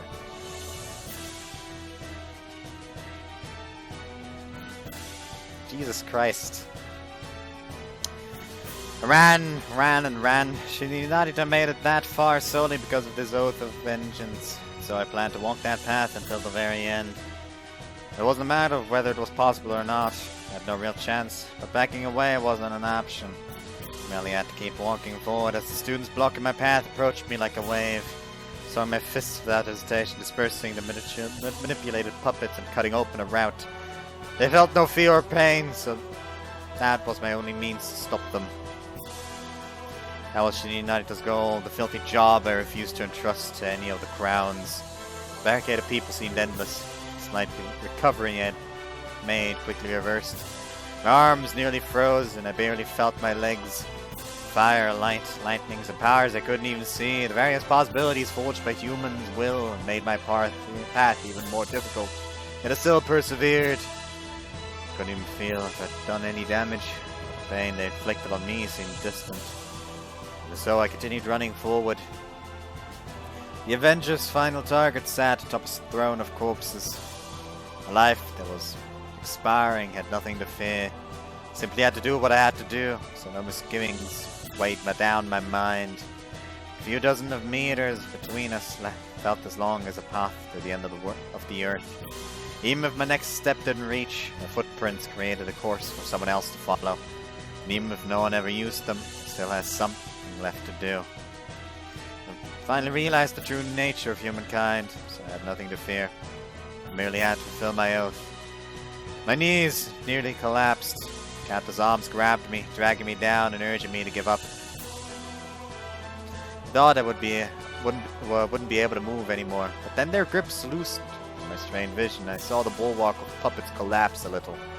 Surviving students had come to my rescue. Some students had become puppets, and Isha accompanied them. They were still powerless before Rudy and her army.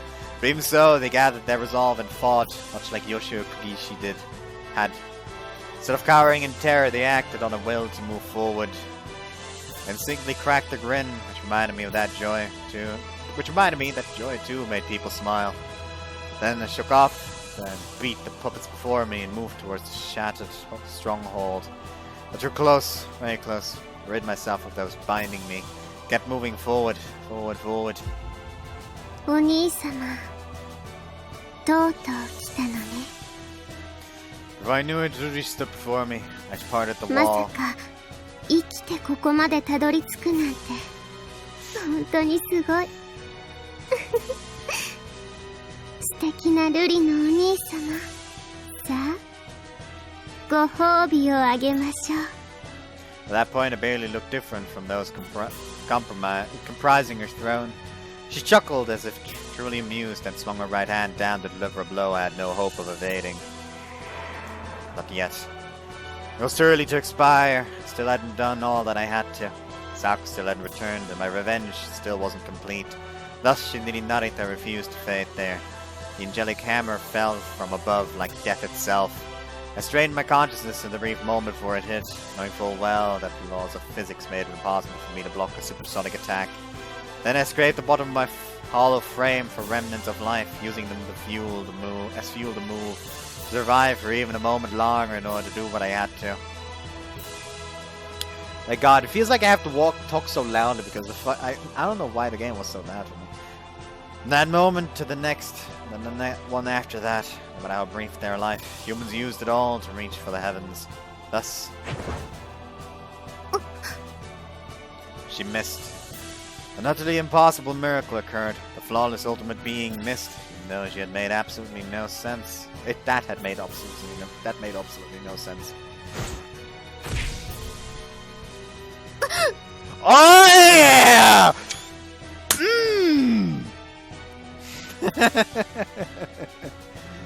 Domestic violence! I'm bad.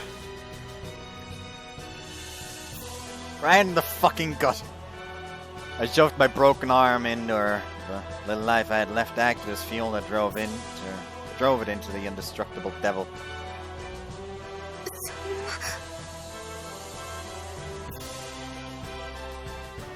Pale angel bent forward. My actions were poor mimicry, but even so, I'd made it look like I'd vanished from her vision. She was a being who exceeded everything, the Alpha, the Omega, the first and the last. Therefore, it had to be the very first time she'd felt shocked. If only for a moment, she'd actually lost sight of her enemy, a normal human. Genma techniques were created to kill maddened Mikados. But unfortunately, I wasn't fast or powerful enough to use them properly. Thus, I had to trick the senses of that beast.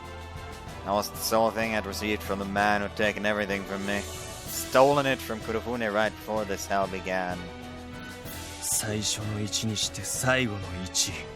完全無欠という到達点のお前が唯一持っていないものを教えてやろう。それは敗北だ。お前はこれまで一度として戦ったことはなかった。7年前も今もただ自分の力を振るい娯楽に消費しているだけだ。お前は完全すぎた。だからこそ得られなかった敗北を兄として最後に教えてやる。愚かなお兄様。Rudy caught the right arm that hit her. He'd only held it lightly, but that alone made my bones fuck. まったく、私に当てるなんて。She only held it lightly. Stop it real quick. She only held it lightly, but that alone made my bones creak as much as my muscles. She clearly didn't need to use much force to tear it off completely. まったく、私に当てるなんて、正直とても驚いた。でも、こんな拳で、お兄様の力で、帝ルリは殺せない。何もかも全部無駄なのに、どうしてわからないのかしら。Rudy evolved with each passing moment. There would definitely come a time when she would become an immortal unmatched being fit for the heavenly throne. 人の命とは無意味ではあっても無駄ではない。無駄なのよ。すぐにお兄様で証明してあげる。この後に及んで何をするつもり？お兄様のハローで私を止められるはずがないのは分かっているのでしょ？じゃあもしなんて無様なお兄様。どこまでもどこまでも血肉を削って正気も魂も投げ打って無駄なことの繰り返し。散り際くらい鮮やかになさればいいの。タイ The angel feared nothing looked down on me, a haughty expression on her face. She sneered at Shinri Narita struggling. She grinned as she brought down the curtain. さあ、道化芝居はもうおしまい。ほんの少しだけど驚かせてくれたお兄様はせっかくだから手塩にかけてゆっくり無残に殺してあげる。試合はお前だ。 For a power which surpassed and exceeded all, no ability meant anything. Rudy stood proud in victory, but then, still feeling something, she looked behind her. There she saw Sako Tanashi.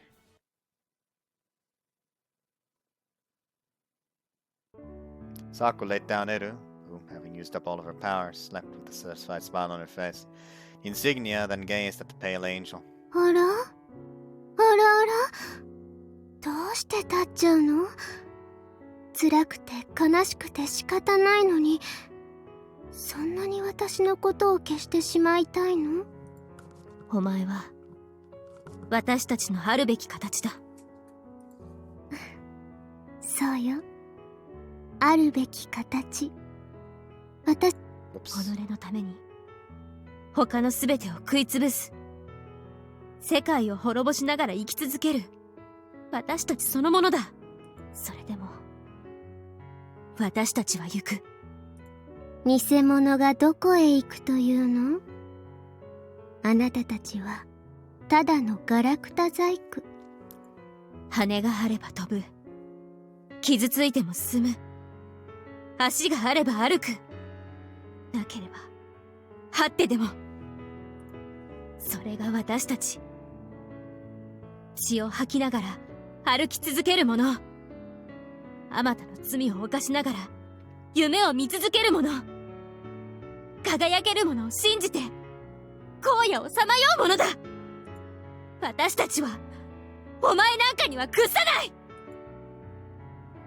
そして One day, surely. この黄昏を超えてゆく。 The pallid angel didn't make her turn away. Saku simply faced countless wounds and pains head on. セット。 Sakudashi sang a song that seemed to echo from the surface of the earth to the far heavens. The weight of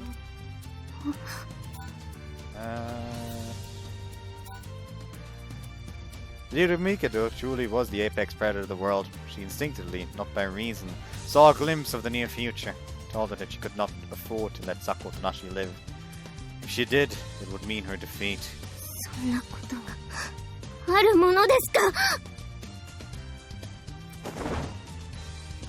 Yuri roared and jumped. In that moment, she chose to trust her instincts over even her emotion. She was fast enough to break the sound barrier, so covering the few dozen meters between them was a simple task. Yuri didn't even have to raise her fist. Crashing into her was more than enough. That alone would scatter Saku-Tanashi into bits of gore. Or at least it would have happened if she'd actually dashed. Ruri Mikado remained as petrified as a bird with its wings clipped. The very last moment, her right leg froze in place. これは姉妹だと言ったはずだ、ルリ。お兄様。お前とサクたちが戦ったあの一幕が教えてくれた。帝ルリは全てを凌駕するが。Ruri could only exceed something she'd already experienced. First attack always went through, which was why Hamlet 12 pushed her to her end. そして知れ、これが敗北だ。 The oldest has born more. Nah, I'm not Type familiar with this. King Lear 3. Run!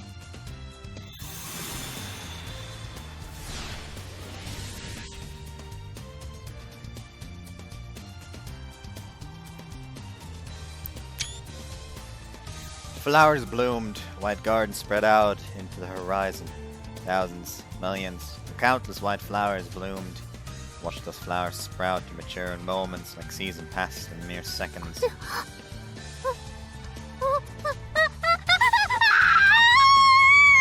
Calm down! And Rudy felt fear for the very first time. She screamed and embraced herself. She clung to her own body. As she clung to her own body, it scattered through her fingers, becoming countless flower petals. これは何？何がどうして治らない、止まらない。これは何？いや、こんなのは嫌。何かが消えていく。こんなことありえない。あいつの力は凌駕したはず。それがお前の過ちだ、ルリ。お兄様。 She trembled before the very first terrifying mystery in her life, making an expression that seemed full of お anger. 前はサクの制御を奪っていた。記憶も見ていた。だからサクの力をハローを奪うものだと錯覚した。彼女自身がそう信じていたように。何よそれごとを。ハローとは肉体と精神が作り出すあり方の形。肉体と精神とは不可分だ。一つではなく二つのものが互いを作り上げている。だからどんな力であれ人間からハローだけを切り離す。それじゃあいつの力は一体。サクの力は想像の力。人間そのものであるハローを想像できるということは人間を想像しうるということだ。Hey, fun fact, I know other people who have that power. They are mainly called women. Didn't know that all women had superpowers. Actually, test tube babies are a thing as of late. By now, so anyone, really. Scientists. Tokyo Yumi said use the words foundation to describe it. It's a power fit for a god.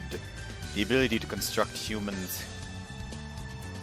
Thanks to King Lear 3, all the things that made up a human are rested in the palm of Saku Tanashi's hand. Memories, knowledge, personality, techniques, genius, sanctity, vileness, all talents, many minds. She had the ability to fully control the microcosm of every human, giving to some, taking from others. She had the ability to completely change a man as well as rebuild their talents and powers from the ground up. The halo removal she'd always done was merely her reconstructing HMIs with Slider syndrome back into mere humans. Saku didn't take away their halos.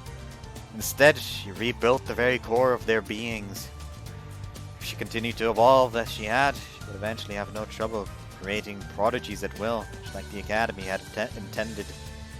Humans built the world, so Saku's ability to rebuild humans meant she had the power to reshape the world as she saw fit. Saku's halo accumulated all kinds of information, taking it all in and letting her create something entirely new. That made it much like the march of mankind itself. It was that she descended and broken a person for the first time. She'd feared her power, and subconsciously dampened it. The ability to rebuild people from the ground up was far above any other halo. Had to control minds, memories, personalities, bodies, and souls as she pleased. A person's personality was the manifestation of the path they'd taken, and the ability to freely change it was no different from trampling on their very existence. So, no matter how desperate the situation seemed, she always avoided wielding such power. For the gods within us all didn't answer to those who hated themselves. Saku had finally opened her eyes. She'd learned to love herself much like she loved, how she loved others.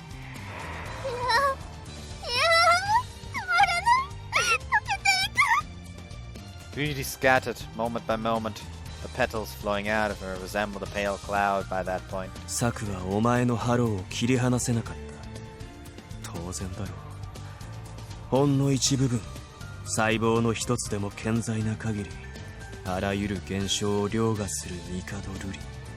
部分を再構築したところで、お前には届かない。ならば、丸ごと作り変えてしまうまで。Pristine white flower garden extended into the horizons. Those flowers were all aspects of Ruri Mikado. There were countless possibilities that rushed out of her body. It was honestly hard to believe all that had fit into such a frame so small. There were enough pieces to match the quantity that covered the rest of the world. Saku Tanashi dismantled every single part of Ruri Mikado and created a new human from scratch. I know this is more like panic and fucking, terrify, but her face just like, what the fuck? Flowers continually bloomed, growing in number without end. The more of herself Ruri lost, the more pale flowers appeared. And every one of the petals flowing out of her were what made Ruri Ruri. 私から私を奪って殺そうというの。帝瑠璃、お前は嵐だ。一つの嵐、一つの弾丸、一つの刃、一つの策略。お前は最初からそうあるべくして生まれただけだ。Yeah, no. 人にとっての悪であっても、お前には何の罪もない。 Oh, no, I disagree. 私はお前の命は奪わない。代わりにそれ以外の全てを奪う。私を虚勢するというのね。お前たちが牛や豚にするように己のためだけに世界を作り変える。なんて傲慢で浅ましい。私の方がよほどました。私はただあるものを消費していくだけなのに。私たちは傷ついた羽で飛ぼうとする鳥だ。たとえ血を流すと分かっていても、私は空をただ見上げるよりも飛び続けることを選ぶ。偽物の分際で世界の支配者にでもなったつもりか。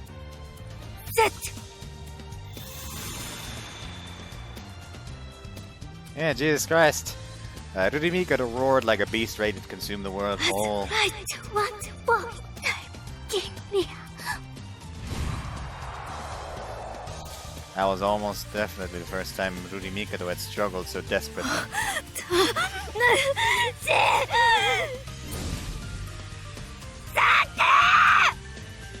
Power she wrung out in order to defeat the first real enemy she'd ever faced shook the ground itself and allowed her to cover the dozens of meters between them with a single step. She raised her right arm, the base of her elbow became petals and scattered. She stumped with her right legs, everything below her knees scattered. She jumped with her remaining leg, and as she rose, both of her other limbs were replaced by petals.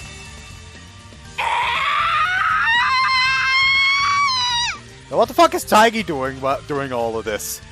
Even as half of her face became countless flowers, she tried using her other half to bite down on Saku's throat. 獣のように虚勢されるなら、果たしてなくなるのなら、死んだ方がマシだ。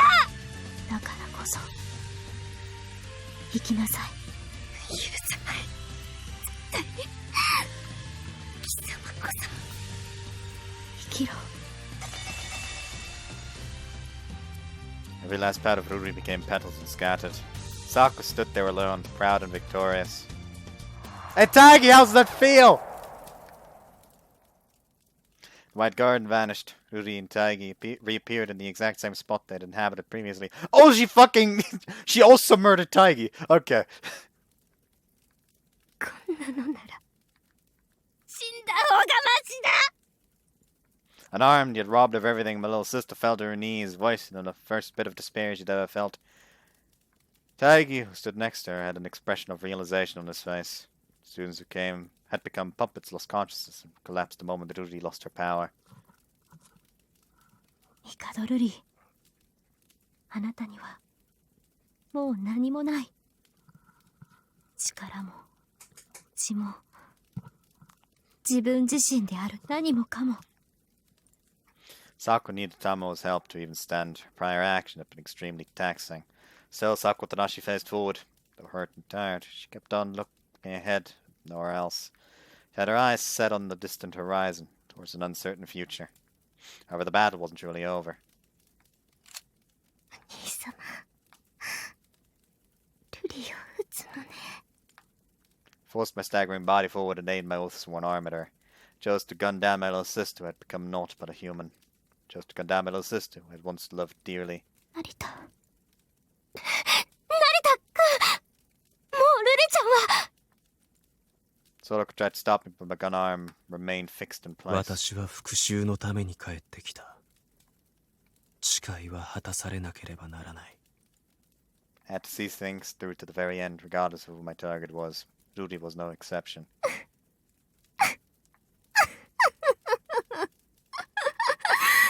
誰がお前たちなんかの思い通りになるものか。 Ruri laughed out loud with a proud voice that denied all punishment. 大義、約束を果たして、さあ。 Most of those who remained conscious were badly injured. I was the obvious example. But the grounds and many other students were barely in a better state. However, the man next to Ruri appeared almost completely unhurt. Fine A12, the one with the power of prophecy, stood before us. Taigi Genma pulled Ruri Mikoto into his arms as though to protect her from my oath-sworn arm. 何をする？ Foolish question. He'd aimed the gun at in his hand right at me. 僕は僕の誓いを果たす。でもこんな結末になるとは正直予想もしなかったよ。Whoops. 私だけなら勝ち目なんてなかったわよ。 Hold on. What they said earlier implied that she also made Taigi vanish. That means that, like, when she, like, rebuilt him, she rebuilt him with the fucking gun on his person! What? Why? Disarm them! It is such a basic action! Just disarm them!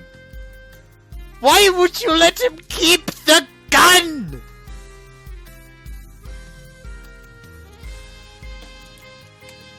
I swear to fucking God. 私たちは瑠璃とは違う。空の星にはなれなくても偽物でも一歩ずつ砂を集めるように積み上げて遠い空へと手を伸ばす。私は一人じゃなかった。いいえ、誰も一人じゃない。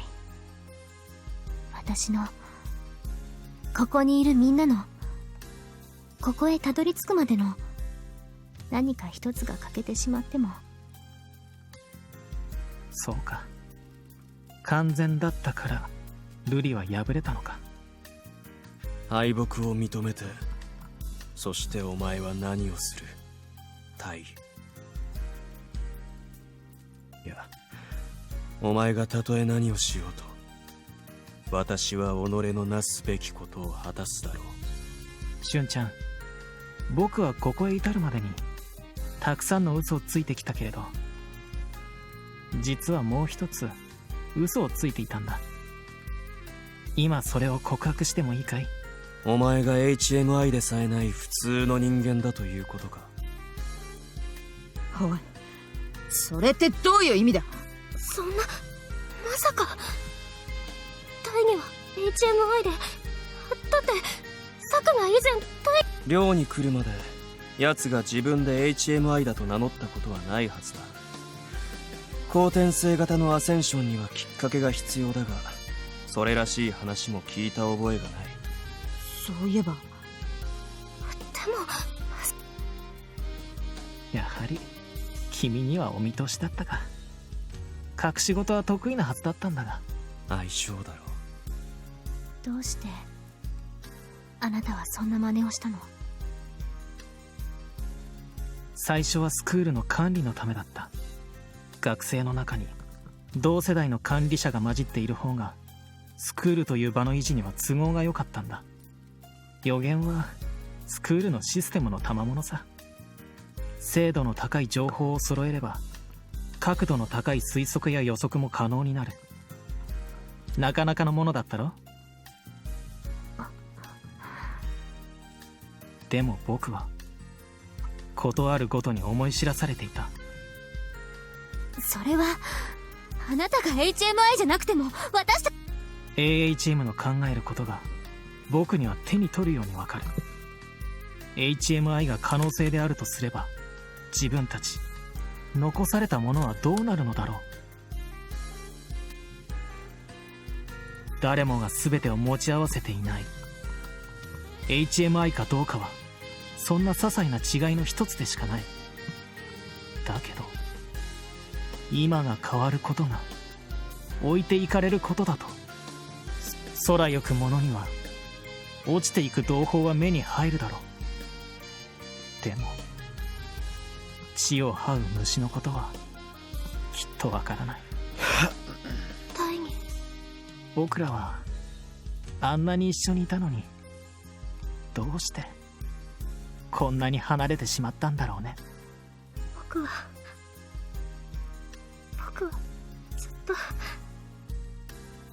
大義や瑠璃ちゃんや俊ついた。もう終わったことだよ。何もかも終わってしまって、今さら何一つ取り返しなんてつかない。どうしてこうなってしまったんだろう。理由を知りたくて僕はずっと考えていた。でもやっぱりわからなかった。まるでこの世界にはたった一つの答えなんて最初からないかのようだ。 Well, my hot guess would be that it turned out this way because you didn't fucking tell the Mikado household that they were coming to murder you. ここへ来てからもずっと考えていたよ。父のやることが、このスクールが人類の未来を作るのか、それとも間違いなのか。答えが欲しくて考えていた。お前は考えていただけだ。何一つ踏み出さなかった。黒船に反旗を翻すこともなかった。 AHM に加わるでもなかった。手厳しいね。俊ちゃん、君の言う通りだ。僕には何も選べなかった。古い世界も新しい世界も瑠璃も人間であることも HMI でないことも流されるままに受け取ってきた。父と時の先生が死ななければ僕は瑠璃をずっと閉じ込めたままでいただろう。だから最後ぐらいは誓いを果たすよ。そうよ、大義。あなたは私 He's の gonna もの shoot だも her. の。あの時からずっと。ルリちゃんやめて。これ以上やったってどうにもならないよ。お前たちにはそんなこともわからないのね。最後までやり通すのか。そうよ、お兄様。帝瑠璃は屈さない。 Even after being stripped of everything, she proudly stuffed out her chest. The girl truly deserved to be called a shining star. And at at long last, so links whose path had diverged 7 long years ago, their impossible reunion. 俊ちゃん、君も今撃たれたら避けられないだろう。君は瑠璃の敵で父の黒船の仇だ。僕には君を撃つ理由と資格がある。 He aimed his gun straight at me, but instead of fear, I felt a strange sense of peace. そんな幕引きも悪くない。成田、自分だけ勝手に舞台を降りるな。成田君やめて。これ以上僕を置いていかないで。そして僕は黒船の息子で7年前父たちの策略を知っていて、君がどうなるか知っていて口をつぐんだ裏切り者だ。君にも僕を撃つ理由はある。お前は瑠璃に仕えただけだ。裏切りではなく一つのものに捧げようとした。成田真理が果たすべき復讐はあと一つ。自分で選んだ道だ。私は最後までやり遂げよう。大義、お前の誓いを果たせ。ああ、 He fired the gun rather plainly. Emma fell, releasing an echo and a bullet. Then pulled the trigger several more times. However, the barrel was aimed above me, and none of the bullets hit. なぜだ。君を撃つなんて。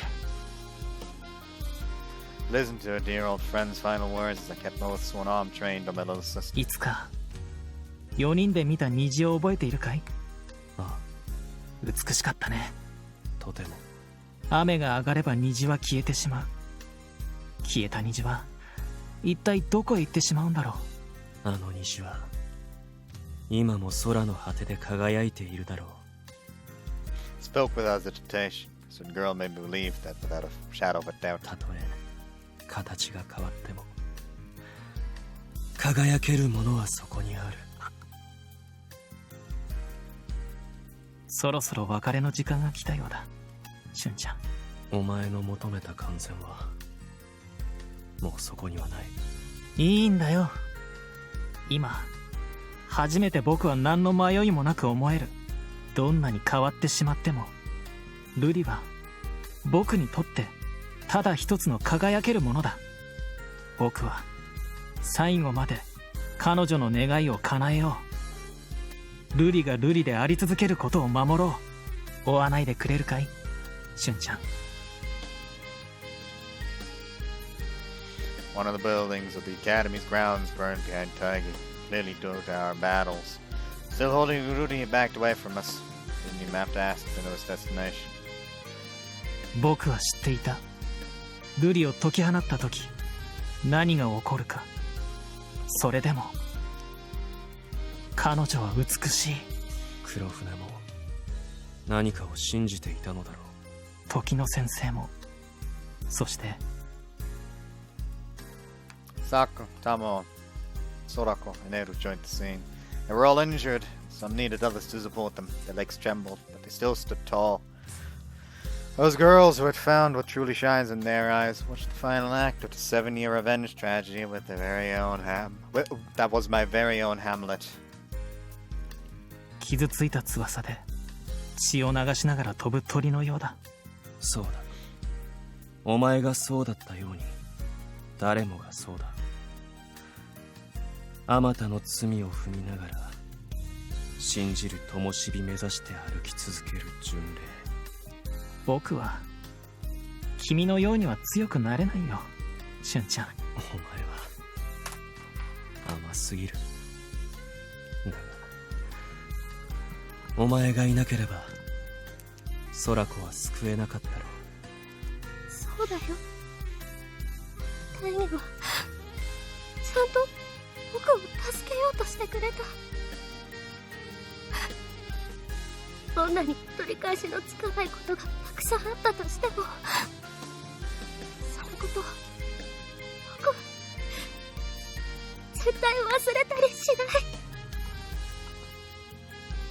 俊ちゃん、空子を頼む。チカを。空子、君はもっと素直に生きればいい。 Something I'm surprised about. Both Tokino and Kurofune died in Eru's route as well. Yet why didn't he release her?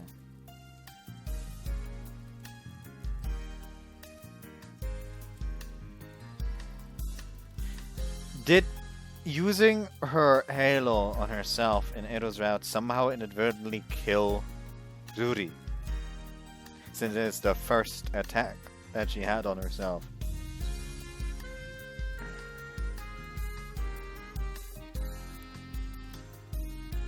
Doubt it. So why didn't he release her?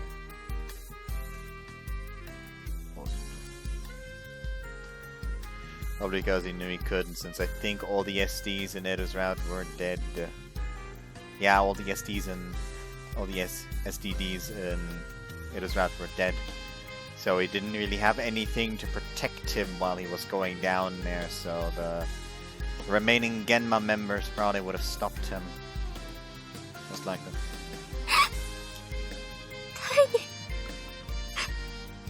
大義何を言ってるんだよ。望むものを欲しがってもいいんだ。強くなってやっつけてしまえよ。僕はそうなれなかった。大義、待って。生きることもできなかった。死ぬこともできなかった。もう一度彼女と会いたかった。ただなすがまま流されるままに過ごした7年だった。それもここで幕だ。この輝けるものと共に。 Saku tried to shout something, but then looked at me and fell silent. She understood that even a million words couldn't change his mind. 泣いてくれるな。嘆きは必要ない。でも涙で送られることのなんという幸福だろう。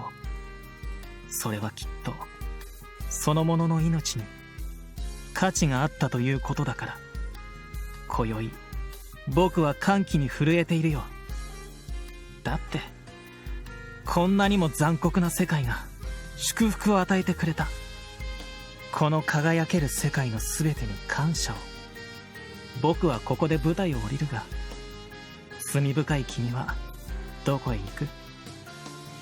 I don't answer. She Narita had nowhere left to go. Making ample distance between us, Taigi lowered his gun. さあタイに行きましょう。 Taigi turned to face those in the audience who still lived. Finding flames behind him, he played the part of the lead actor, putting his hand on his chest and bowing affectionately. それでは皆様、これにて幕でございます。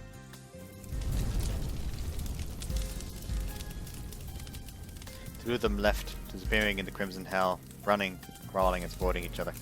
I followed them easily enough, decided against it. No longer had any reason to. 喝采を。Saku clapped with tears in her eyes. I think that's pretty inappropriate. A lot of people died. Like, I know symbolism and stuff, but there's a mountain of corpses right behind you? Unless you decide to, like, rebuild and revive them? But still, they probably remember the pain, which probably isn't too nice. Still, a lot of people died, the entire academy is in fucking flames, and you're clapping! Saku! Seriously! Have some fucking decency! Even I'm not that bad! Actually, I am. It was a requiem not just for Taigi and Ruri, but also all the others who perished that night. The conscious survivors looked up at the flames. Anger, sadness, and even hatred colored their faces. Grief and pain dominated the mind. They didn't have any concern, despair. And yet, 喝采を。 someone in the audience joined in on Saku's clapping. 喝采を。 We provided a solemn farewell to those whom we loved so dearly, yet hated so strongly. Reached far into the night sky along with the billowing flames. Akin to a bell rung by survivors to mark the end of a war. We sent our well wishes to the only thing which gave light to this world. Again, this is very inappropriate.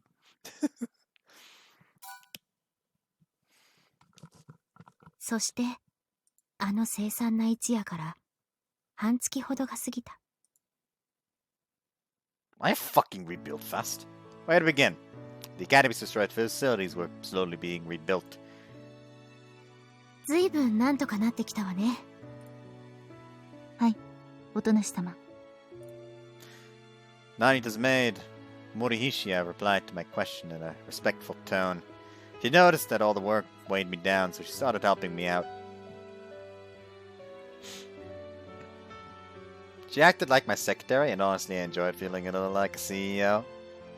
She had numerous skills, so she more than made up for my lack of experience, though she was my only maid.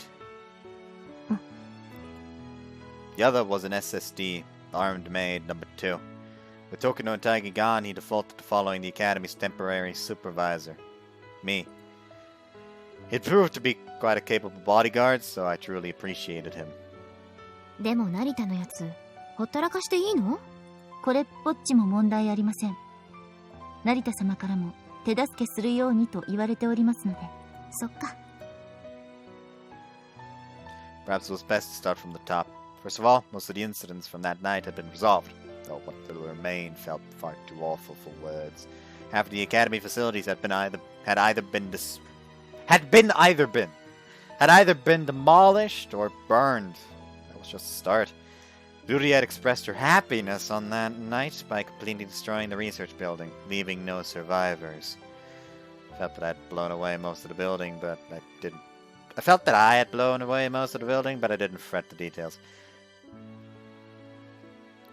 AHM extremists had ended up killing nearly 40 lecturers and employees, as well as dozens of students. Honestly.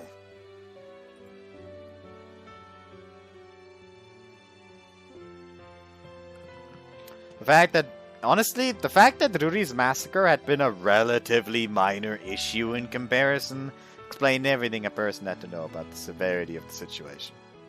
I mean, it even lost the two leading figures of the Academy, the chairman and the head lecturer. Some had wondered if the place could be maintained, even if it was rebuilt, and the couple fervently believed that it was best to just destroy it completely. In order to prevent that outcome, I'd gone directly to the prefecture's governor and talked to him. He was a rotund, crafty-looking, bespectacled old man, but communicating with him had proved to be rather simple. He proved the continued existence of the Academy rather quickly. Of course, the talks had only progressed because I gave him a glimpse of the ace up my sleeve. The Academy had committed countless illegal acts, and many high-ranking politicians were complicit, including some from the central government. I had mountains of physical and intangible evidence, so bringing it up proved quite effective. I had Narita to thank for that idea. At night, right after Ruri left, while we still spaced out, he told us to gather data from the still functional servers at the plant, the research building, in order to use them in negotiations. He claimed that how we used it would decide the fate of the Academy. Oh, I'd trembled with excitement when I heard that.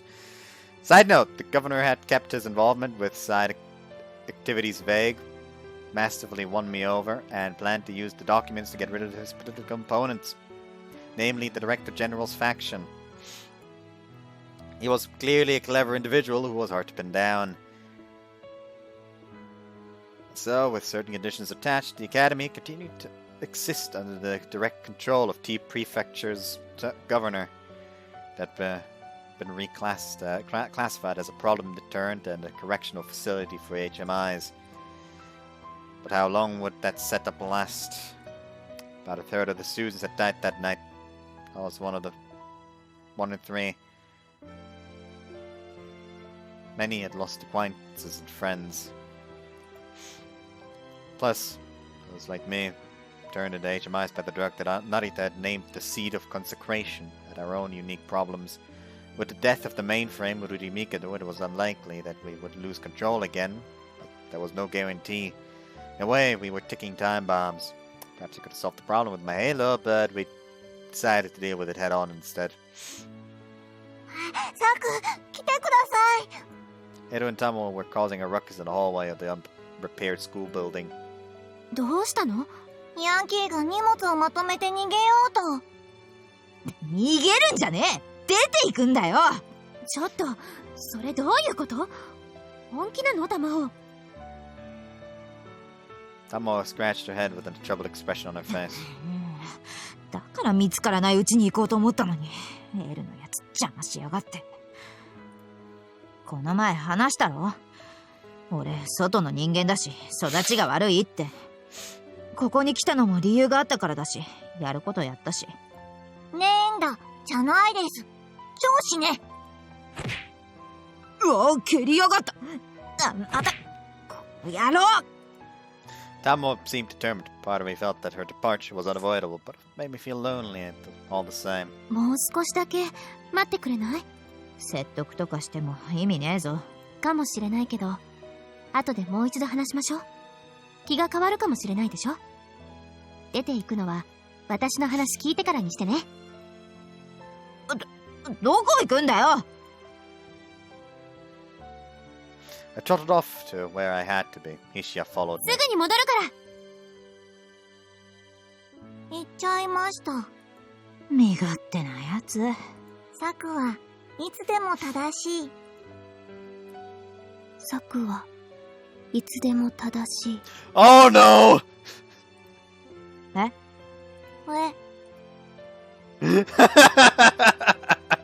？Oh no! It's spreading!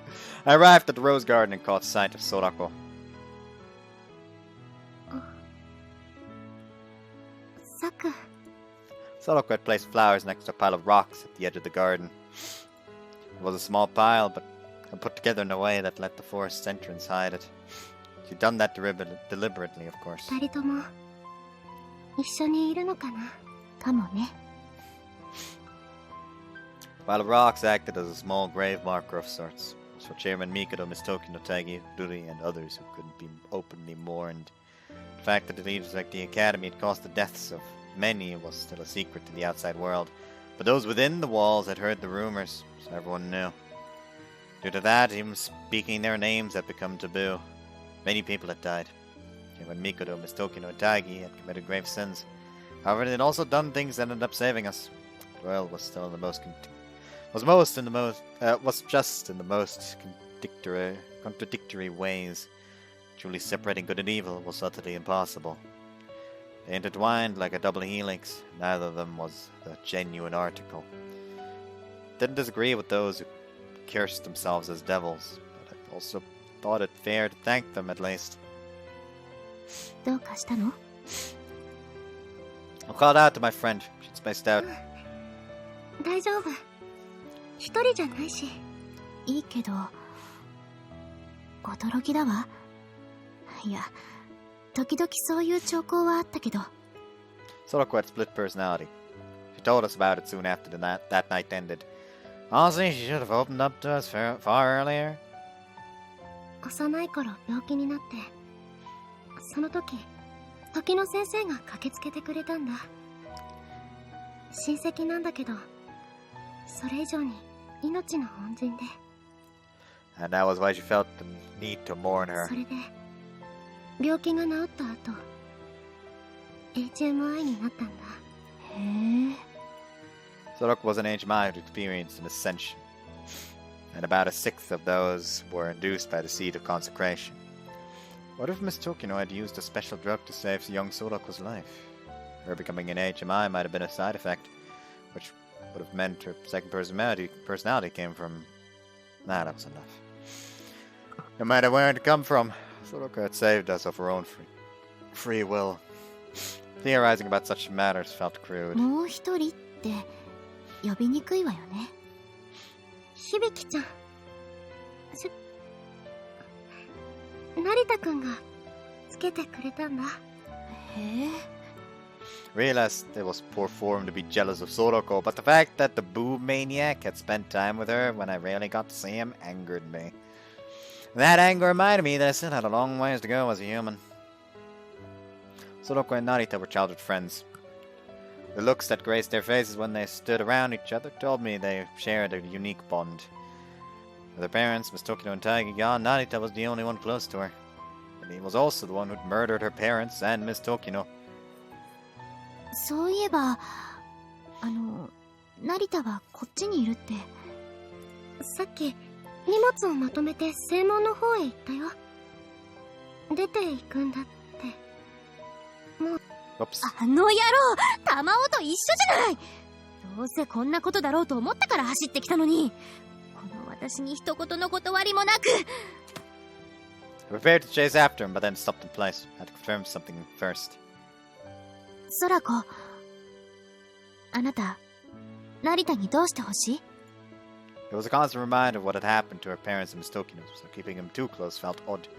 As an outsider, I'd honestly thought Soroko's parents were scum, but she'd love them nonetheless. Narita had killed them in order to fulfill his oath of vengeance. Soroko had a right to curse him and see him as an enemy. In fact, I wouldn't have been surprised if she swore to enact revenge. サクは成田くんにいてほしい？私のことはどうでもいいから。あなた、もっと貪欲に自分のしたいことしなきゃダメよ。空子はどうしたいの? She gazed up at the sky with roses in hand. ここにいてほしい。それでいいの? いい。そうしてほしい。みんなたくさん傷ついた。成田くんも十分傷ついてきた。だから今度はここで辛いこと以外も見つけてほしい。Like Narita's about to leave through the gates and suddenly off in the distance, Saku just comes in. You are staying here! What a thing to say about your mortal enemy. 本当はそばにいてほしいんだけど、それだとサクに悪いから。I don't know how to react to that utterly serious proclamation. Would she really feel bad? Perhaps she had been processing her goodbye with Taggy in her own way. I didn't really want to start a cat fight with such a close friend, though. Taking half of Sorokuseido. I didn't know if it was that or the Onslaught Syndrome itself, but she seemed to be changing in eerie ways. If we seriously thought, we would have risked the existence of this academy as a whole. Made a note in bright red ink that if that happened, we would bury Narita under the roses and restore our friendship by hugging and crying it out. じゃあちょっと犯人を捕まえてくる。いってらっしゃい。それと菱や。はい、おとなし様。 She'd watched our conversation with a tender smile, but when I called out to her, she donned a composed expression. 言いなさいよ。口止めされておりましたので。バカ。 At that point, I dashed off on my own. バカだよね。全くでございます。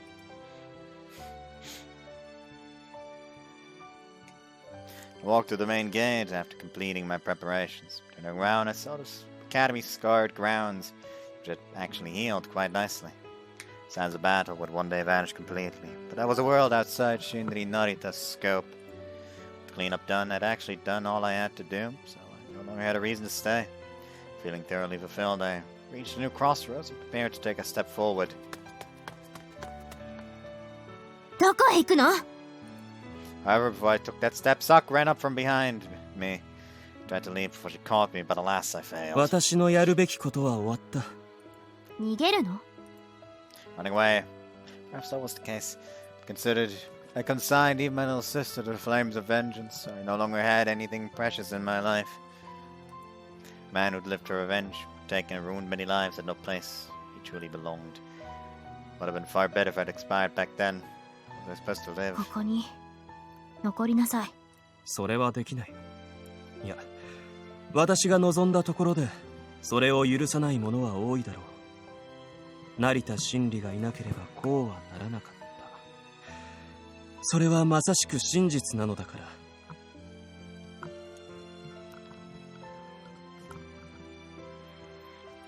今さらあなたが他人の目を気にするなんてね。She sighed as if she found my statement ludicrous. 成田真理は、いや、私はこの結末に至るまでの道のりであまりに多くの血を流してきた。多くを奪い、多くを踏みにじってきた人間だ。復讐という舞台を選び取ったのは己自身の意志。そこに悔いはないが、罪はある。血まみれの衣装を着たまま今さら安らぎを得ようとはおこがましいとは思わないかね。君こそここにいていいのか？それは。音無作のハローは文字通り世界を変える。システムにとっては喉から手が出る逸材。いや、彼らだけではなくあらゆるものが君を欲する。今はカードを武器に立ち回ることもできるが、君の価値はそれこそ国一つ潰しても釣り合うほどだ。どの出会いもいずれ手段を選ばなくなる。そうね。そうしたら今度こそ本当のモルモットか道具にされるでしょうね。理事長たちみたいなやり方は期待できない。それともいっそ邪魔だって始末されるかも。君こそ今すぐ逃げるべきだろう。罪人が何もかも捨てて逃げるなんて許されない。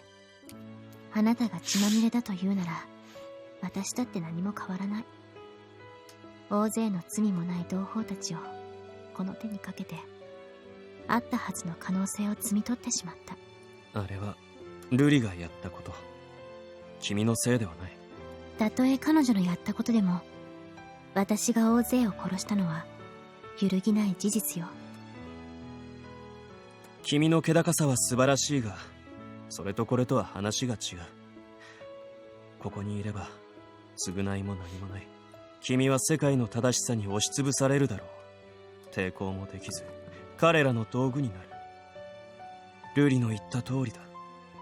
クラウンは今度こそ本当に道化になりおせる。逃げてどうにかなるの？逃げ切れるとは思えない。遅かれ早かれ必ず捕まる。Frankly, that was an overstatement. The broader world was filled with unknown variables and potential threats. There were witches out there stronger enough to rival entire navies, yet the system regarded them as insignificant.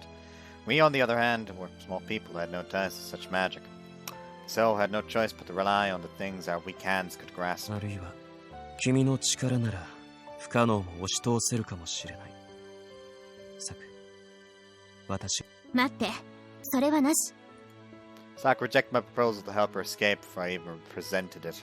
Need, what was the point of doing that? Offering my help to Saku-Route, didn't even want to run away, was an insult to her pride and nobility. ではおとなしく待つのかね。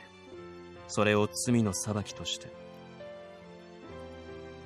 Saku puffed out her chest and shook her head. それは裁きでも何でもない。世界の正しさが私を捉えるというだけよ。それに私はこの学園を守りたい。以後も続々現れてくる HMI。仲間たちに救いを。それこそ不可能だ。それを許さない者たちがいる。方法はあるわ。Did she intend to change the world with her halo? Worldwide majestic memory empire comprised entirely of Saku's. What a truly wonderful idea. Except... いや、そんな他人に見せるなんて、そんなもったいない。何を考えてるのよ。変なこと想像しないで。時の先生が言ってたでしょ。オール、私たちの目指すべき場所、到達することが誇りある私たちの目的だって。Open my eyes wide and listened. 彼らから逃げられないなら、私が彼らの在り方を変えるまでよ。もともとそこへ行くために私たちはいた。Fearless maiden before me actually intended to reach the highest peak of humanity and rule over everything. Her claim wasn't merely audacious. It was pure madness. To face the system was to face the world itself. Even if Saku was immensely powerful, and even if all the HMIs in the academy banded together, it was still woefully inadequate. Even Kurofune had collapsed while walking that path. まるで夢物語だ。できると思っているのか。できるかどうかが問題じゃない。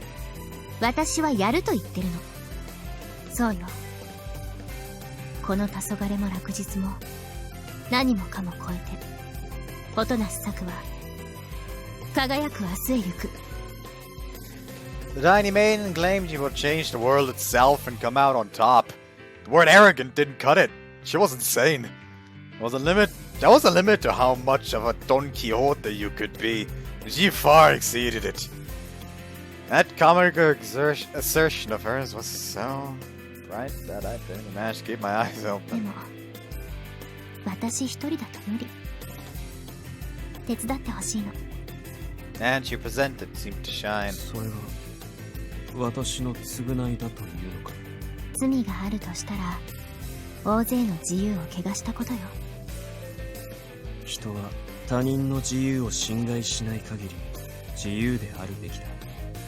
しかし生きるとは多かれ少なかれ他人の自由を踏みにじることを意味している。そうね。それがあなたの罪であり、私たちの罪でもある。この世界の正しさがそうあれと言っている。だから私はそれを変えるために行く。成田真理は自分のための戦いを貫いた。あなたはなすべき誓いのすべてを果たし終えた。だからこれからはあなたが奪ってきたもののために戦いなさい。あなたと同じように奪われた人たちの涙を拭ってあげるための生き方をなさい。この私の隣で一緒に前を向いて、私とは違う景色を見ながら、いつかあなたの舞台の幕が今度こそ私はそれを見届けてあげる。もしもあなたが道を間違ったら、私が断ち切る剣になるわ。そして私が謝ることがあれば、その時はあなたの手でピリオドを打って。 She proposed a sacred promise while we entrusted our lives to each other while walking side by side on a path towards the horizon. What a wonderful, blissful, flowery path. いいのかな。罪を償う者がそんな喜びに満ちた道を選んでも。罰は償いじゃないと私は思う。人が生きるには喜びが必要だわ。何者にも幸せになる権利があると言ったのはあなたでしょ。 Oops, fuck. それを許せない人はたくさんいるでしょう。奪われた人たちは私たちが何かを得ることを決して許さないでしょう。それもきっと正しい。自分のやったことが返ってくるだけよ。全てを受け入れよう。これからやってくる怒りも恨みも憎しみも非難も蔑みも悪意も敵意も呪いも、それを超えて一緒に喜びを抱いて先へ進もう。今よりもほんの少しだけ良きところへ。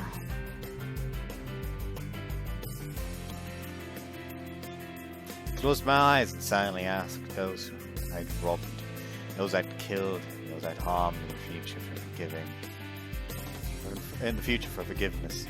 Seemed Shindy nodded at things left to live for. 約束しよう、おとなしさく。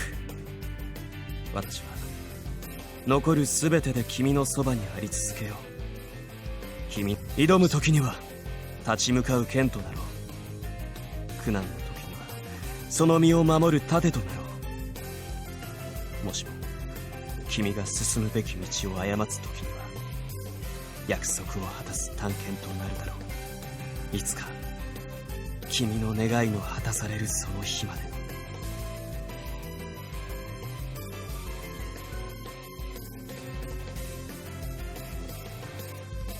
Non-spoilery image. After I said that, we took each other's hands at long last. Once, merely facing the same direction. We weren't merely facing the same direction. We have seen entirely different things, but we still shared a dream and sought the same destination. あなたの本当の名前、あなたの言葉で教えて。成田真理だよ、おとなしさく。それで古い名は役割を終えた。役割を終えた者は埋葬される。別れは悲しいが次の始まりでもある。我々は変わることを恐れてはならない。 It was near time to close the curtains on this tale. The chapter of the demonic avenger driven mad by rage had ended, and the new story would soon begin. Modern fairy tale. The tale of a foolish young maiden and her absurdly grandiose dream.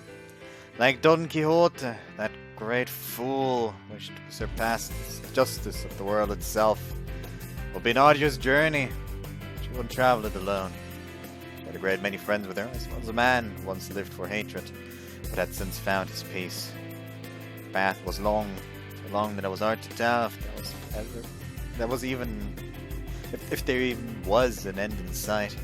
But even so, she planned to always track forward, never looking back. 長くて険しい道なんでしょうね。どれだけ険しくても輝けるものが見えているのなら、その道は喜びに満ちているよ。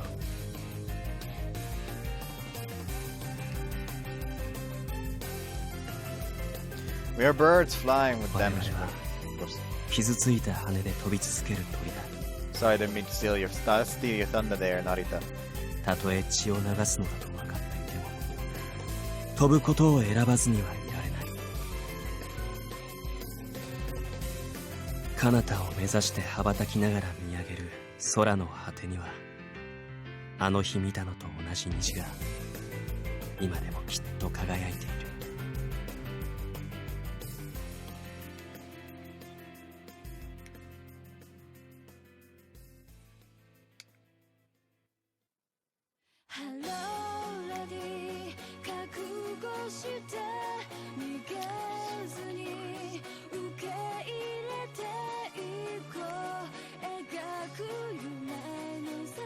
Does it just leave us?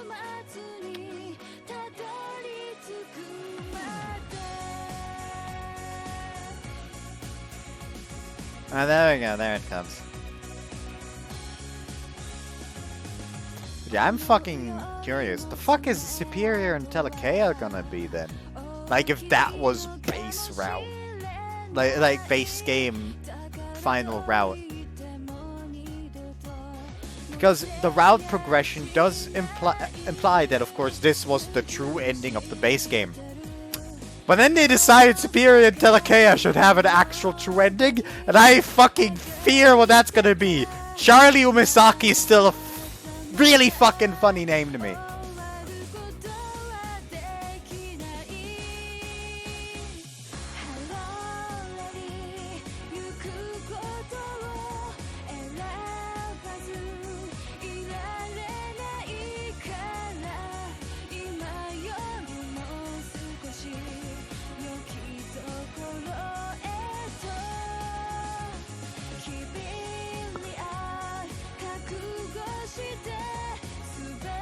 Ryoko did some good fucking work near the end.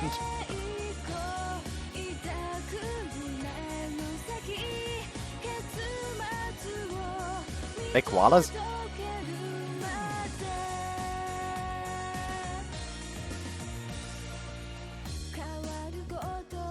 Eh? Nice.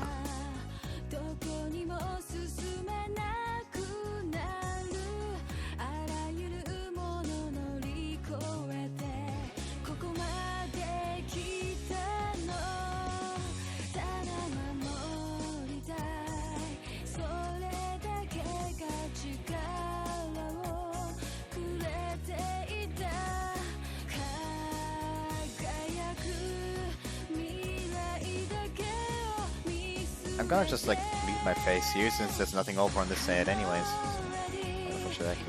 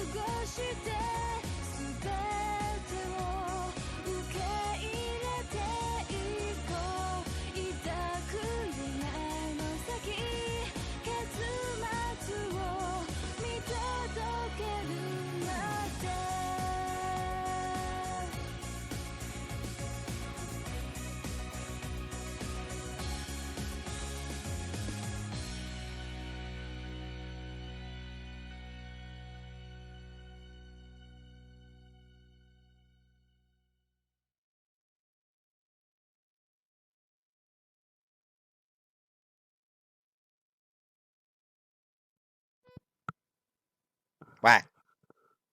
そして私は輝けるものと出会った。That's it. Sorry, I just replied to a comment about the D&Ds.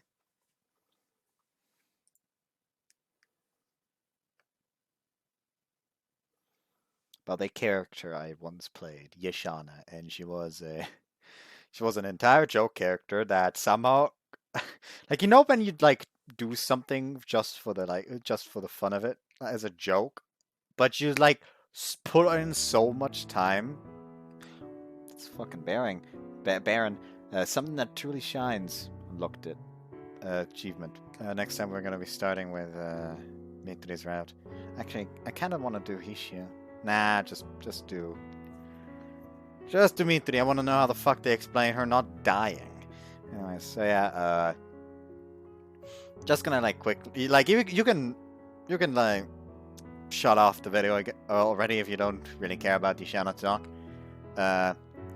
Basically, I once made a character, Yashana, who for a D&D session, and the DM was very bad when it came to like more basically the horny bard. So I was gonna be like, okay, I'm gonna make a joke character, and it's a horny bard who became a warlock because they tried to clap succubus cheeks.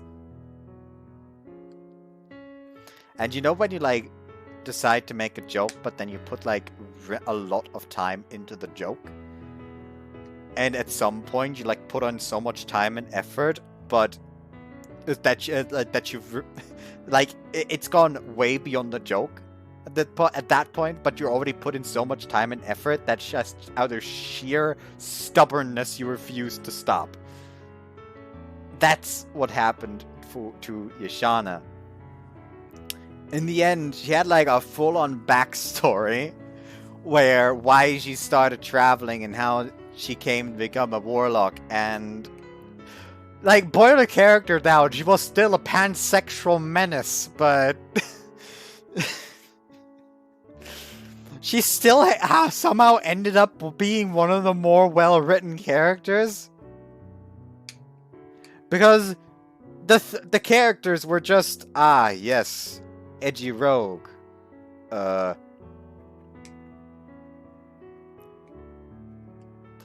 We didn't really hear much about from the Rangers, so he also kind of felt bland, since he was just like kind of, okay, let's shoot zombies. And then there was our paladin, who was just Doom guy, basically. Just didn't talk, only murdered. Then there was our fucking, like, the fucking twink artifice who for some reason simped Yashana. I still don't know what that one was about. And finally, just his only character trait was Thought Slayer for some fucking reason.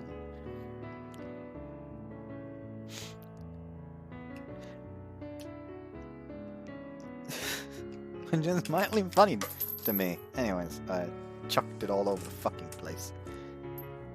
This is why I shouldn't play around with these. Where's the last one? Don't tell me I fucking lost it. Don't tell me it like fell on me. Hold on.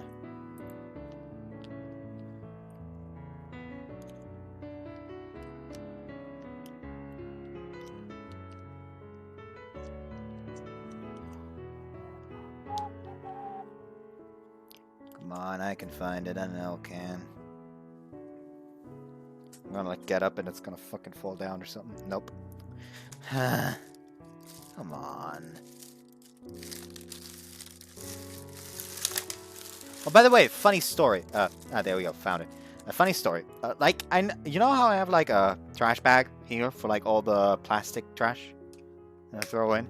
You probably don't know actually, but a fun story. Recently, I wanted to like open it up to throw something in, and suddenly I had the bag in my hand without any of the contents. The fucking bottom somehow ripped, and now it's just all there, and I have felt despair and really need to pick it all up.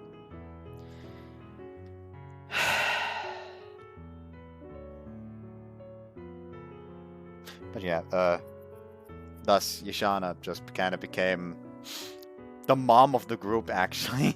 Like in the backstory, that ended up being like the final cut. She was born to like an elven prostitute. So she was always open about that kind of stuff and would often look after the other kids during work hours, let's say.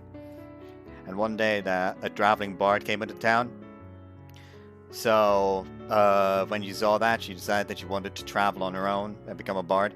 So once she was of age meaning since it's a fucking fantasy word, more like 15, 16, she started working in the brothel herself, and once she earned enough money, she set out, and like a year into her travels, she found like some mage apprentice who tried to summon a demon, and she decided, you know what, better not just let him do that alone. And I also was kind of curious. However, he accidentally fucked up and summoned the Queen of Succubi, which he did not have the capability to summon, so the ritual, to compensate, took his life. And the Queen of Succubi just took like one look at Yashana and was like, okay, that's prime succubus real estate. I'm gonna make a fucking pact with you. And that's how Yashana was born. And it's like, this was supposed to be just a joke about a bard that tried to clap succubus cheeks and became a warlock on accident like that. And now she was like, yes, sure, I may be a fucking... Now it's literally just like, sure, she may be a pansexual menace. who, by the way, to foil Yashana, the DM decided to make like the guildmaster like a like a big fuck off hunk of muscle transsexual man called Tiffany, and it was not a foil to Yashana. They became best girlfriends, man. It was great. And he regretted making that character instantly. That was funny as shit. Like, the entire thing was just fun, honestly. Like, if one make a character like that again, like, sure, I still plan on making, like, some Joe characters, like an Aarakocra that's so fucking stonking muscly that he can't fly anymore. Just an Aarakocra barbarian.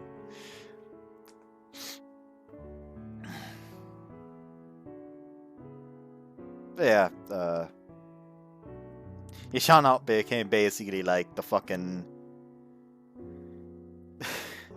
Yashana basically became like the fucking group bard. Like the group mom.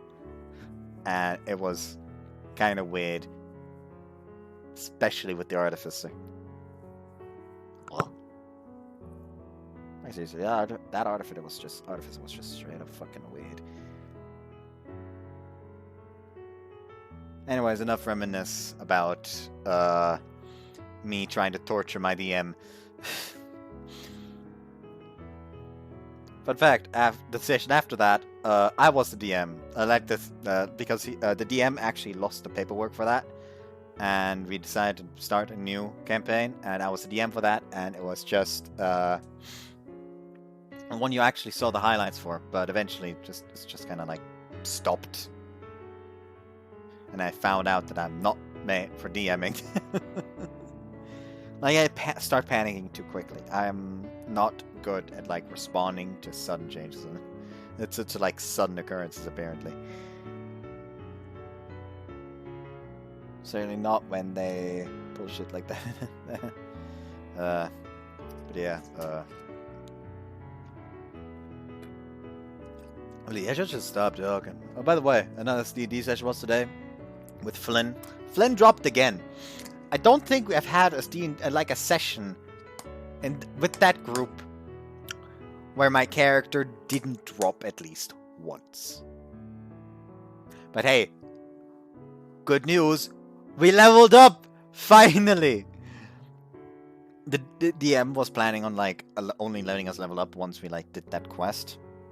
But like today, everyone else was also like, listen. Okay, I gotta talk to you. Like, normally, like, fucking, like, 9 goblins is enough to level up when you play with experience instead of milestones.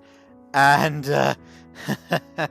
like, it's fine to only give a level up after the quest is done if it's, like, a small mini-quest. Not when the side quest has so many sub-quests. So, yeah, we got level up. I finally have Eldritch Invocation and more than 9 HP. Anyways,